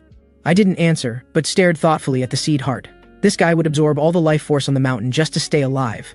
Ham came beside me and advised, "Can you eliminate it just by staring at it? Why don't you come back with me for a drink?" Now I somewhat understand Ham's feelings. Even if he doesn't attack the seed heart, Talsha will eventually be destroyed. He's just advancing the time a bit, and his purpose in coming here this time was to tell me that this thing can't be eliminated. But I didn't want to accept such a result, so I told him it wasn't satisfying enough. If I go back like this, it won't cause it any harm at all. Instead, it will severely damage my confidence. Thinking this, I strode forward. Rotan's shoe soles extended spikes. Then I climbed onto the seed heart's body. Stepping on it made it whimper. Such an evil thing, yet it's acting weak here. Karen also asked what I wanted to do. I said I wanted to have a match with it. At this moment, I firmly fixed my body on the seed heart, then revealed the modified gloves I hadn't used in a long time. If I want to completely eliminate this thing, I need absolutely powerful firepower, making it turn to ash before it can regenerate. Aiming at the gap where the flower bud opens, I fully activated the glove's magic power. Just as the audience said, if I can't completely eliminate it, I'll only make it grow faster again. By then, the remaining time won't be a month, it might be a week or even shorter. But if I retreat now, it will only get stronger, and my chance of failure will only increase. And there will be other powerful magical beasts coming out to block me, so now is actually the best opportunity. Damn manager, forcing me into such a desperate situation. Maybe this is his death sentence for me. While thinking, the glove had finished charging. The shoes continued piercing into the seed heart's body to stabilize my form. The next instant, powerful energy burst from the glove, shooting directly into the center of the flower bud. My eardrums were already bleeding from the shock. Feeling the threat, the seed heart began shaking violently. I tried my best to steady myself, but the glove had already started flickering, meaning the magic cannon's energy was almost used up. If I let it recover, next time there would be even less hope. Thinking this, I activated the rotten coat, then stabbed into the seed heart's body. I pried the wound open. Suddenly it trembled. Another mass was spit out, brown-colored, likely gatekeepers. Probably feeling threatened, even without entering maturity, it started spitting out high-level monsters. If the numbers were the same as the previous scavengers, even Ham would be too busy to look after me. Seems I need to hurry. Thinking this, I burrowed through its wound. Because of its self-healing ability, the wound was constantly being repaired, and the space inside was continuously shrinking. Perhaps I really will die here. Thinking this, I said to the audience, "Just in case, let me say goodbye first. Big brothers, thank you for supporting me all this time." The surrounding flesh walls pressed toward me. At this time, the backpack's zipper opened by itself. The Popoys came out one by one, crying bitterly. I scolded them to go back quickly, but this time they didn't listen to me. I saw their fur extend. Then they used all their strength to resist the surrounding flesh walls. Their fur emitted wisps of black smoke. I could see they were in great pain, but they kept enduring. Because Popoys are beings born after the world tree broke, their attributes repel demonic aura. Even just touching the seed heart causes them tremendous pain. I felt choked up and said sorry to them. I raised the modified glove again. A super strong magic cannon blasted out. In short, the heart was visibly injured. Seeing it was effective, I also felt a glimmer of hope. I was thinking of doing it again. Suddenly my mind went blank. Seems like I didn't have magic power to continue attacking. To be honest, I still wanted to punch the manager in the face. I don't know how long passed. Noisy talking voices rang in my ears. It was Baraham and Karen. They seemed to be discussing something important. But am I still alive? Hearing Karen say the seed heart was about to bloom, I turned over, feeling somewhat sorry for them. At this time I also saw the Popoys. They usually wake up when they hear movement, but now they were unresponsive. Seems demonic energy had seriously invaded their bodies, but to treat them I must reach the 20th floor. Only there can I buy holy water to purify demonic energy, but I must save them. At this time, Leto asked Ham why he told this traveler about the sunstone. Ham glanced at me, because I wanted to know how much this kid really understands. Seems I misunderstood.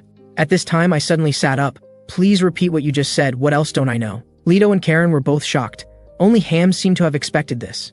This matter isn't urgent, come eat first. The audience also put their minds at ease, but they were very worried about the Popoys. I also said I was anxious. Ham beckoned again. I will definitely tell you, but before that, you need to eat first. I could only obediently sit beside him. He was very curious why the Popoys all fell ill while I was like nothing happened. I said this clothing saved me, but actually it was because of the bracelet's demon-breaking function. Ham also complained that to fish me out, this clothing caused him great trouble. Only then did I know he was the one who pulled me out. Thank you so much. But why did you save me? You should know that what I did would only advance Talsha's destruction time. The seed heart is still alive and well, and could spit out higher-level magical beasts at any time. Hearing this, Ham's expression became serious. Leto, Tell me when we Talsha warriors abandon our Kanta. When Kanta dies or runs away like a coward, clearly you don't possess these qualities. As he spoke, a piece of grilled meat was handed over. Only when you're full will you have strength to do what you want to do. I was a bit moved, so he was grilling meat for me just now. So I wolfed it down. 2 minutes later, I finished it. I recovered some energy and wiped my mouth, saying it was really delicious. Then another piece of grilled meat was handed over, but I was already full now. Just wanted to ask about your conversation earlier. Ham also generously said, ask whatever you want. I first asked how small that sunstone was. Ham gestured. About this small, as for where it is, I don't know either. Hearing this, I fell into thought. Even he doesn't know. If I could get the sunstone, maybe I could destroy the seed heart. Among those who know about the sunstone, only the queen has higher status than Ham. If that's the case, then I must go see her. After seeing the gloves I used, Ham and the others all knew my next plan, which was to use the sunstone to replace the blood garnet, then aim at the seed heart for a killing blow. But Ham told me, if I use the sunstone, I'll probably be blown to smithereens. I said I was mentally prepared. People must die eventually, so I want to give it my all. Hearing this, Ham no longer objected, and even said he'd help me get to the inner city. As for tonight, I'll stay here first. I opened my backpack and took out magic stones. Little guys, want to eat some magic stones? The Papuas had no reaction. If it were normal times, they would have pounced over already. Seems this time I really got them seriously injured. Perhaps seeing my mood was somewhat low, Ham said he wanted to sing to liven things up. Leto proudly told me there are over 20 songs containing Baraham's name, so he wanted to show off, right? As for the singing work, it was naturally assigned to Karen. I have to say, his singing was really beautiful. Even the audience said his voice was simply heavenly. A smile also appeared on my face. The next day we returned to Ham's residence. From their words I learned that the monsters the seed heart spit out later were all eliminated by Ham. But even though he's so powerful, he can only watch Talsha's destruction. Soon after, Ham said we could go find the queen. I entrusted the sickly 3 little ones to Ham's care. After all, I can't guarantee they'll be safe staying with me now. After saying goodbye, Karen and I immediately went to the city. In my hurry, I walked ahead and almost gave myself away. Kanta, why are you walking in front of me? Do you know the way? I said I'm just naturally a fast walker, but there's no time to worry about that now. This morning, the Heart of Seeds had already bloomed 3 petals, with less than 2 days left until it fully opens. At this moment, the audience asked if I would turn off the live stream like last time. I said no, this time I need everyone's help. Shamelessly, I told them, big brothers, give me some gold coins. You've all stopped tipping lately. Do you think I'm going to die here? They've indeed been giving me very few gold coin tips recently. Especially after I received the mission to eliminate the Heart of Seeds, not a single person has tipped me. After all, they're users just like me. While they genuinely worry about my safety, they'll definitely make the right judgment, believing that I'm doomed and no longer worth investing in. Thinking about this, my fists unconsciously clenched tight. At this moment, soldiers blocked Karen outside, saying only travelers could meet the queen, and Lord Karen must wait outside. Hearing this, Karen found it unbelievable. I told him it was fine, I could go in by myself. Before entering, I boldly declared to the audience, after clearing the 15th floor, I'll reach the 20th floor as fast as possible. The audience thought I was just fooling them, still believing I was heading to certain death. This gave me quite a headache. The more I talked, the more it would deepen their doubts. After entering, I bowed respectfully. Before me stood Queen Talsha, ruler of the North. How peculiar, Belaham actually recommended a traveler to me. Speak up, what's your purpose in coming here? I directly stated that I needed the Sunstone to eliminate the Heart of Seeds, but she said she didn't need my help. With that, her scepter struck the ground heavily. Because even with your help, our fate doesn't seem like it would change. Hearing this, I insisted again that she must give me the Sunstone, because I know the secret of the Sunstone. Upon hearing this, she was clearly angered. Then let's hear it. If you speak even half a word of nonsense, I'll take your life immediately. Indeed, this person was as imposing and inviolable as I remembered. I heard that the god of victory, Enian, thought the Talsha people were very pitiful, so he bestowed the Sunstone upon Talsha, but that's not actually true. Suddenly, soldiers came up and seized me, with an axe blade pressed against my chest. The queen stared at me coldly. It seems you didn't hear clearly. If you speak nonsense, I'll execute you on the spot, but I smiled. I know who your son is. Her expression changed dramatically. Then she ordered the soldiers to leave the room. Continue speaking, I'll just treat it as listening to a dog bark. Hearing this, I wasn't offended, and directly stated that there's a document about the Sunstone in the Empire's imperial city. Actually, you're the mother of Lydia Toplas. Due to certain political issues, you were driven to this barren northern region. The Emperor, unable to bear it, sent the Sunstone, this divine artifact, here along with you. After hearing my words, she fell silent. Only her staff kept tapping the ground. But I don't have much time left now. After a moment, she said I didn't seem to be speaking nonsense, but what if I just don't give you the Sunstone? Hearing this, I instantly felt depressed. If you don't give it to me, I'll make the truth public and let everyone know. She laughed instead of getting angry. Do you think anyone would believe what you say? If I eliminate you right here, even fewer people would know about this matter. Hearing this, I didn't dare speak further. And somewhere I didn't know about, someone was so angry they nearly bit through their back teeth. I said, if you kill me, those friends who like me won't let it slide. You know that traveler's live stream, right? She also said she knew that 9 out of 10 travelers get abandoned by their audience and eventually can't even live stream. I think you're that 9 out of 10. Guards, drag him out. I didn't expect her to be so sudden. At this moment, an electronic voice rang out. Ill-mannered bastard. It was the love who tipped 5,000 gold coins to output this electronic voice. The queen was also stunned by this voice. I seized the opportunity. Your information network is extensive. You should quickly understand that I've been live streaming all along. But she asked what that person just said. I relayed that she hoped the great Queen Talshia would show great mercy. Fortunately, electronic voices aren't directly translated. She looked suspicious. That sentence clearly wasn't that long. I explained she used relatively concise wording. Hearing this, she waved for the soldiers to withdraw. At this moment, the love boss output another voice. This person really can talk nonsense. I immediately translated, she wishes you eternal glory in the future. And I was secretly laughing. Old woman, someone's cursing you and you don't even know, plus you can't kill me. Then she asked how many people watch my live stream. I answered without hesitation, 2,000 people. If they find users on the 5th floor to confirm the truth of this matter, they'll spread the rumors. She interrupted me, you win, no need to provoke me further. I also know that once this matter spreads, everyone will definitely look at me differently. Come here, I'll tell you where the Sunstone is. Shortly after I left the palace and the wound on my neck was also healed. Only Karen seemed to have left first, saying he had news to tell the travelers. I thank the audience, thank you big brothers. Without your tips, I would have failed. Actually, it was all the love boss's doing. She sent another voice message, don't misunderstand, I just didn't like that queen, but I still have to thank you. Otherwise, I'd be dead for sure. Actually, maybe not necessarily. I would have escaped and then searched slowly, just don't know if I could have found it. Soon after, I met Ham. You really played me around, didn't you say you didn't know? Now I've got the queen's permission, give me the thing. Actually, the Sunstone was at Ham's house, but from his position, he couldn't just give it to me casually. After entering the house, I immediately saw the 3 little ones. They were blacker than before, and the contamination was still spreading continuously. Ham said they were originally kept in the inner room, but in the blink of an eye they ran here. It seems they can still move around. Thinking about this, I took out a magic stone to see if they'd eat it. Ham suddenly approached. Do you know why spirits love eating magic stones? Actually, it's not that they like eating them, but because of instincts carved into their bodies. They eat magic stones to store energy, so when the time comes they can perform rescue. Although he didn't say rescue what, I knew it was the world tree. Soon after we came to a door. Ham told me to turn off the live stream before entering, or I'd die if I wanted to. Although the audience all wanted to see what was inside, I still turned off the live stream. After entering, I saw a dazzling array of books, but Ham said he'd hardly read any. I saw him lift up a bookshelf, then beckoned me to follow in.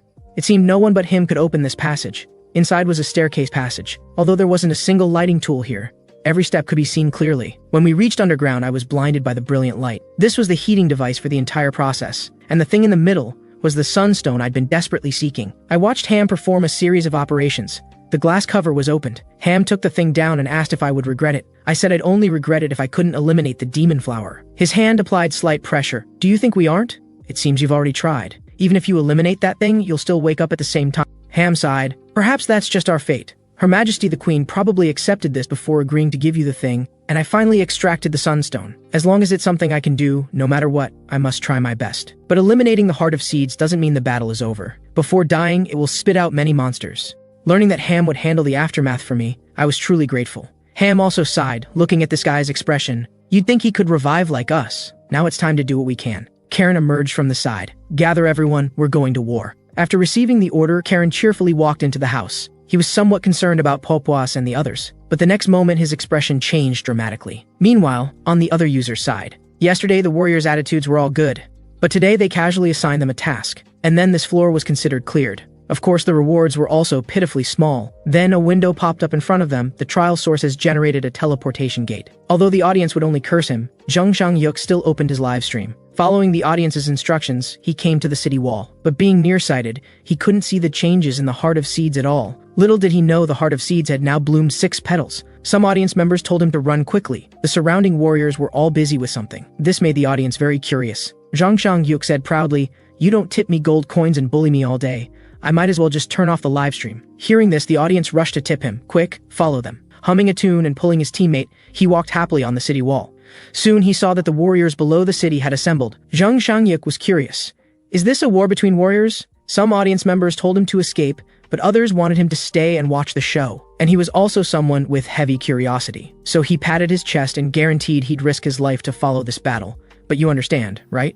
So he successfully earned another wave. Then he told the woman to go to the teleportation gate first, just as they were chattering. A pillar of light rose in the distance, shooting straight to the sky, and in a certain room, a woman stared at the screen lying on a sofa. Suddenly the door was opened. "Big brother, What are you busy with? Why didn't you go to the team gathering? The woman scratched her belly and responded roughly, I told you not to call me big brother anymore. What's the point of attending those gatherings? They're all just a bunch of guys who don't plan to leave here and only want to enjoy themselves. Red hair didn't mind. The love big brother, you know this place is much better than Earth. Suddenly, a sharp rebuke made red hair shut up. Can you get lost? I'm extremely irritated right now. After red hair left, the woman looked worried. Kim Jae-ju, you're really a madman. And at this moment, I was walking through the snow. To avoid the snowmen, I had no choice but to take a detour. Although I had both the sunstone and gloves on, I still wasn't completely at ease. Finally reaching the Heart of Seeds habitat again, it had now bloomed 6 petals. At this moment, a voice came from the side. Kanta, you finally arrived. I've been waiting so long I'm tired. I was still wondering how he got here. I saw him lift the bundle in his arms. I came to bring them to find you. Inside were the 3 sickly little ones. I shouted somewhat angrily, you clearly know what I came here to do. I didn't want to do this either, but seeing them struggling forward in the cold snow, I couldn't help but want to help them. They seemed to have discovered their master was gone and followed. I reached my hand over. They didn't even have the strength to move. You should take them back. Hearing this, Popwas and the others shed tears and wrapped me with their fur. I don't know why they're so loyal to me. I hadn't been particularly good to them before, and more often I just used them to climb the tower. I took them over with complex emotions. Karen also said he was leaving. Although he knew he would revive, he didn't want to die too miserably. After he left, I put Popwas and the others in my backpack. Time was of the essence, so I prepared for battle. The Heart of Seeds immediately spat out several black mists. This time the monsters were more numerous and stronger. Using Roton's shoes, I quickly passed through the gaps between them. The Heart of Seeds was right in front of me. As soon as I reached it, I would immediately start attacking. My gloves had already begun charging. A monster blocked my path. I activated the coat's ability, flipped and leaped above the Heart of Seeds. After successfully stabilizing, I continued charging my ultimate move. I had to hurry before the Guardians arrived. Suddenly I felt a coolness on my cheek. Popwas and the others had actually come out. With such frail bodies, why come out now? I saw Lasha smile and call out Popwas to me, as if saying she wanted to fight alongside me. I suddenly felt like crying, but I couldn't relax now. I felt the enormous energy transmitted from the gloves.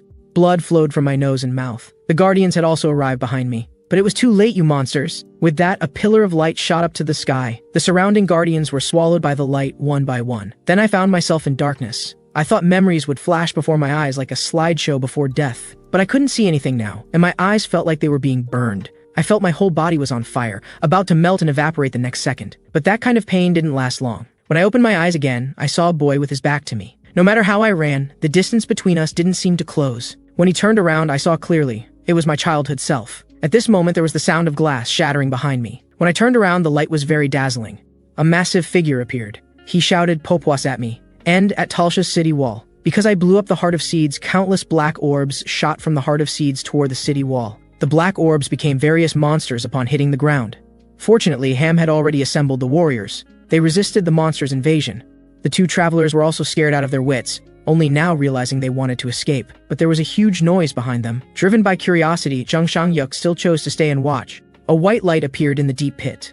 The outline of that white light looked somewhat like a person. When I first woke up, I saw the audience sending various bullet comments saying I was cheating. Others said they wanted to catch Popwas. And the 3 little ones were looking at me with tears in their eyes. I sat up abruptly. The love boss told me to turn on mosaic mode, and I was still in shock that I was actually alive. But why had these 3 little ones become so small? What the audience said was all strange. I looked down at my body.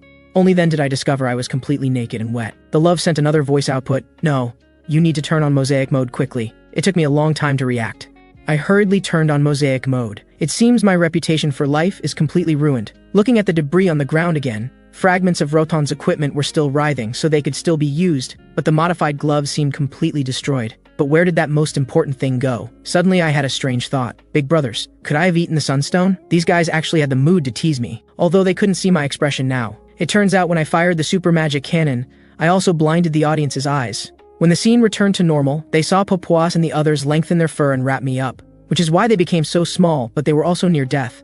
At that time, Lasha ate the sunstone. Then he licked Koden and Belin with his saliva, so they miraculously came back to life. Then Popways and the others licked me when I was dying, and they licked for over 10 minutes. Hearing this made me blush, but I thought about Talsha's situation, wondering if it was still safe now. I just saw many monsters being spat out. Even Balaham couldn't eliminate so many monsters. Then I'll go over now. With a push of my foot, my whole body shot out. This scared even myself. Why could I jump so high? So before long, I appeared above the monster army. Those unfortunate creatures were directly crushed to powder by my powerful impact force. Actually, I didn't want to be so high profile, but it was really hard to control. Before I could think of my next move, the boiling magic power in my body had already surged out ahead of time. Someone told me to go directly to the trial source teleportation to leave. But I don't want to be such a shameless person. Looking at the monsters surrounding me from all sides, I wasn't afraid at all. And Ham under the city wall was watching this way. Karen also remembered that legendary great warrior. Legend says the great warrior wore snow-white fur armor, his whole body radiating dazzling light, and could shatter the ground with his fists. But that was only a figure who would appear in legends. But Ham smiled confidently. That's the savior who can restore Talsha's former glory. At this moment, someone mocked, the Sun Warrior Commander actually still believes such rumors. I advise you to abandon such childish thoughts. That guy must be like a monster wanting to destroy Talsha. Ham and the other looked at him coldly, then continued ignoring him. Karen, with your good memory, you must still remember the great warrior's name. Karen thought for a moment before saying, the great warrior was called Lakanta. The great warrior described in the story looked exactly like this. Those guardians and blue cockroaches that surrounded me were all no match for me in a single exchange. During this period, Talsha's battle level rose to 3. I didn't expect I could still level up in my current state. While I was thinking, those guardians prostrated themselves on the ground one by one. The audience thought they were about to surrender. Then they saw things slowly drilling out from their bodies. Then they turned into sharp spikes. The spikes formed and immediately stabbed at me. To outsiders, I looked like a porcupine. The guardians also laughed strangely. The next moment, my laughter rang out. Popwas's fur caught all the spikes. Are these things gifts for me? Then let me borrow them. As I lifted the borrowed things, those guardians were scared out of their wits, but I still had to return the things to them. Maybe I used a bit too much force. The guardians were pierced through one by one. By the time I finished using the hidden weapons, they were already dead and wounded in large numbers. But I couldn't help but sigh. There really were so many that killing them seemed endless. More reckless monsters surrounded me again. This formation was bigger than before. They were stacking up one by one, not leaving me any gaps. In an instant, my figure was completely surrounded. Karen in the distance was somewhat worried, while Ham was very calm. If he's really Lakanta, our interference would be an insult to him. However, after waiting a while, there was still no movement from inside the monster pile. Karen couldn't stand it anymore, and was about to prepare the magic cannon. Then he saw white light emanating from the center of the monster pile. The next instant, a huge explosion sounded. Scattered rocks flew to distant places, and Karen was so scared he crouched down with his head covered. Ham remained motionless. Actually, even though he'd witnessed Talsha's destruction 10 million times, this was still the first time he'd seen such a situation. The energy storm caused by the explosion gradually subsided. Only then did Ham make a move. We need to go confirm whether that person is really Lakanta. When they approached, they saw a deep pit large enough to bury hundreds of monsters. Ham, without a word, slid down into the pit. Karen, seeing the crowd surging behind him, was also forced to follow. Getting closer, they only saw a figure glowing with white light. Ham was first to ask, "Are you Lakanta?" And the white light on my body gradually faded. Just as I was about to answer his question, I collapsed powerlessly to the ground. Although they didn't see my face, they saw 3 small bundles crawling on me. Both Ham and Karen were stunned. Isn't this Popwa? So this guy is Kanta, not Lakanta. I don't know how long passed before I suddenly woke up. The first thing I did was nervously ask how Talsha was. But seeing the 3 little ones, my mood relaxed considerably. Actually, I had gone in with a resolve to die, wanting to eliminate all those surrounding monsters at once. But as the battle intensified, the magic power in my body gradually boiled, and I unconsciously lost consciousness. But if Talsha had been destroyed, logically I shouldn't be here. And Popwas and the others are all lively and energetic, so there should be nothing wrong. At this moment, Ham walked into the room. "You're more spirited than I imagined. Seems like nothing's wrong." I was just about to ask him some questions.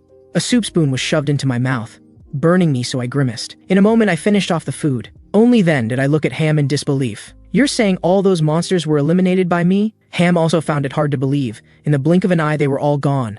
"And you're not Kanta anymore. Lakanta, may great glory be with you." I was completely confused.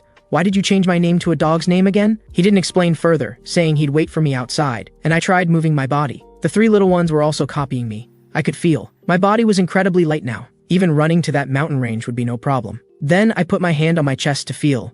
The pure magic power that had overflowed before had disappeared, leaving only the original magic power flowing with my consciousness through my body. The magic circulation seemed fine too. Suddenly my body convulsed violently. I spat out a mouthful of fresh blood. I explained to the 3 worried little ones, "I'm fine." They still couldn't let it go. Ham also came back into the room asking if I felt unwell. I only said the magic power was a bit strange. There was that kind of power in my body now, but near the heart it would suddenly disappear, causing magic backflow. Ham said Karen was better at this, but as far as he knew, there's no magic power in the heart. It can only circulate natural force. Actually, I could roughly guess. It might be related to eating those magic stones on the first floor. Magic power was originally a force used in magical studies or magic, but I used it as a knight's aura instead. Later I chatted with Ham some more, and outside the house was quite noisy. Zheng Shangyuk was blocked outside and couldn't enter. I happened to walk out from inside. He accidentally saw me. 3 Popwa, isn't that Kim Jeju? I didn't expect there would be so many people. Ham suddenly shouted for Karen.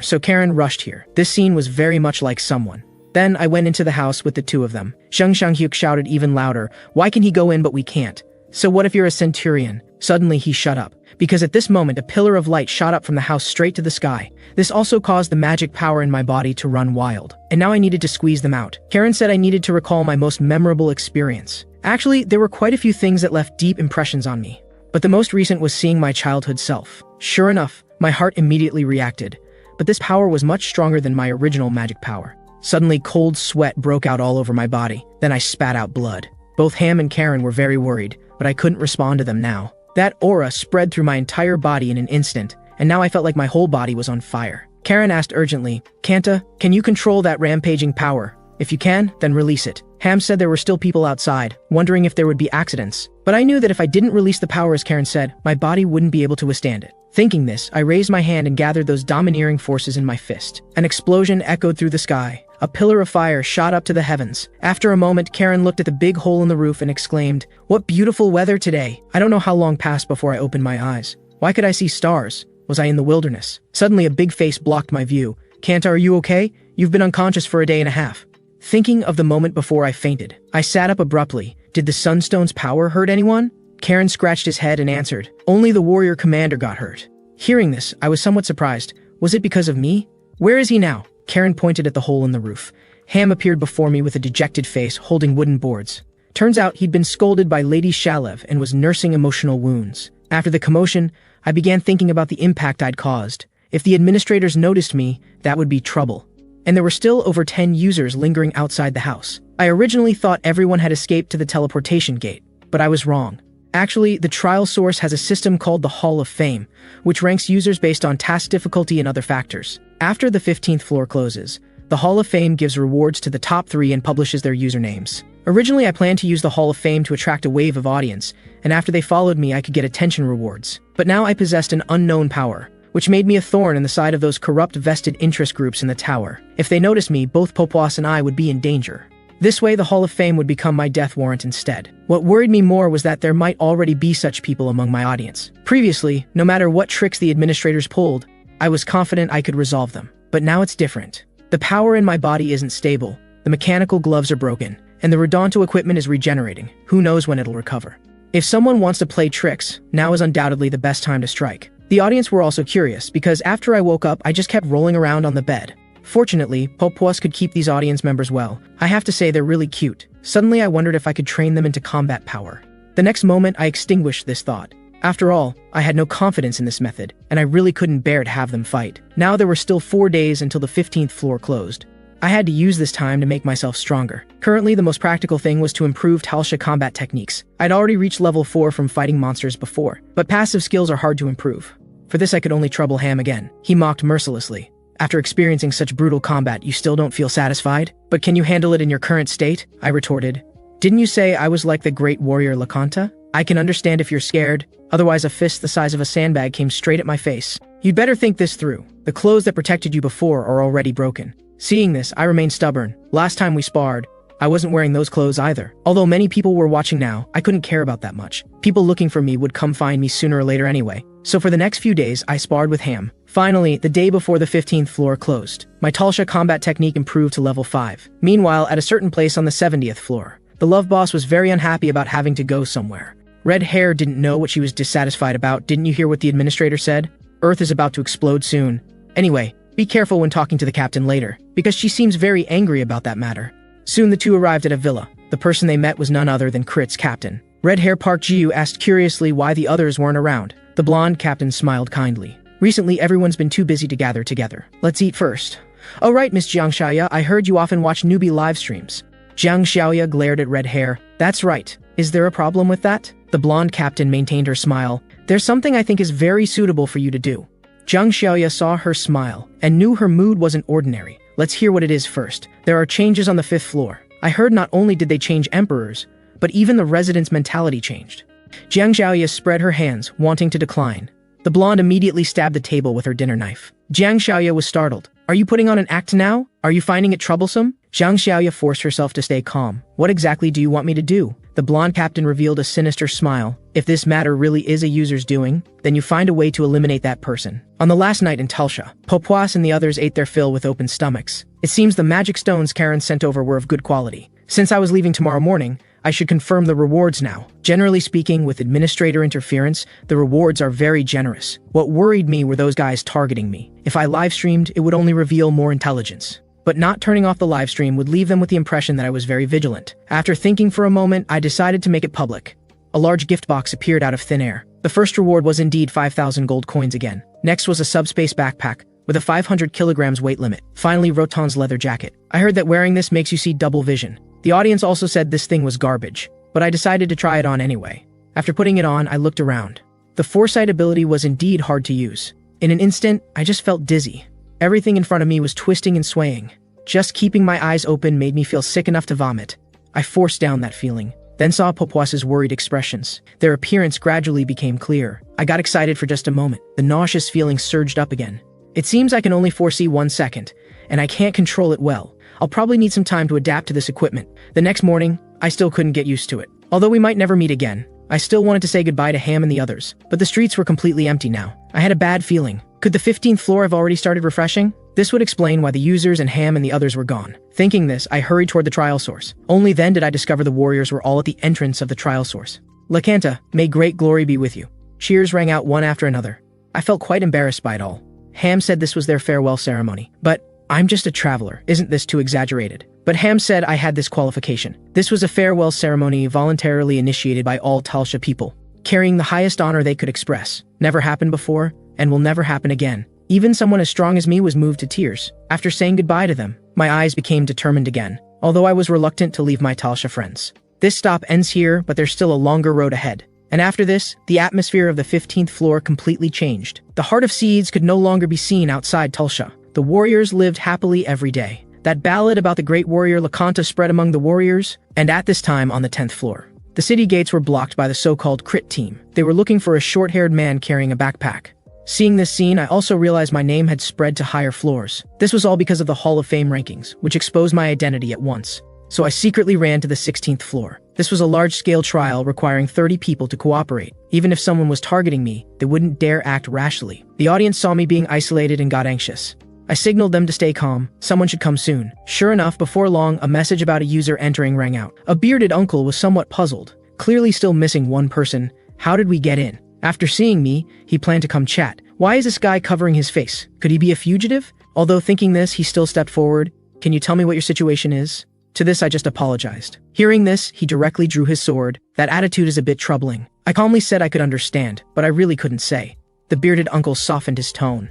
Let's talk slowly from the beginning. I'm Lee Shion, and I boldly declared my name was Kim Jeju. The moment those words fell, the trial began. The stone statue behind me suddenly came to life. Lee Shion shouted a warning, "Watch your back!" But in the next instant, the statue crumbled into pieces. Lee Shion was stunned speechless. Others hearing the commotion also looked this way, but only a pile of rubble remained at the scene. I had already walked deep into the trial grounds. To successfully execute my plan, I needed to clear this quickly. No time to deal with them. The audience cursed me as Huang Labu, which is the fusion of Emperor Lakanta and Popuas. Soon after, I walked up to a stone statue holding a stone barrel. I stared at it for a while, then stomped my feet. The statue's 3 eyes suddenly snapped open. The liquid in the stone barrel was bubbling. In the next moment, I was locked in its viper-like deadly stare.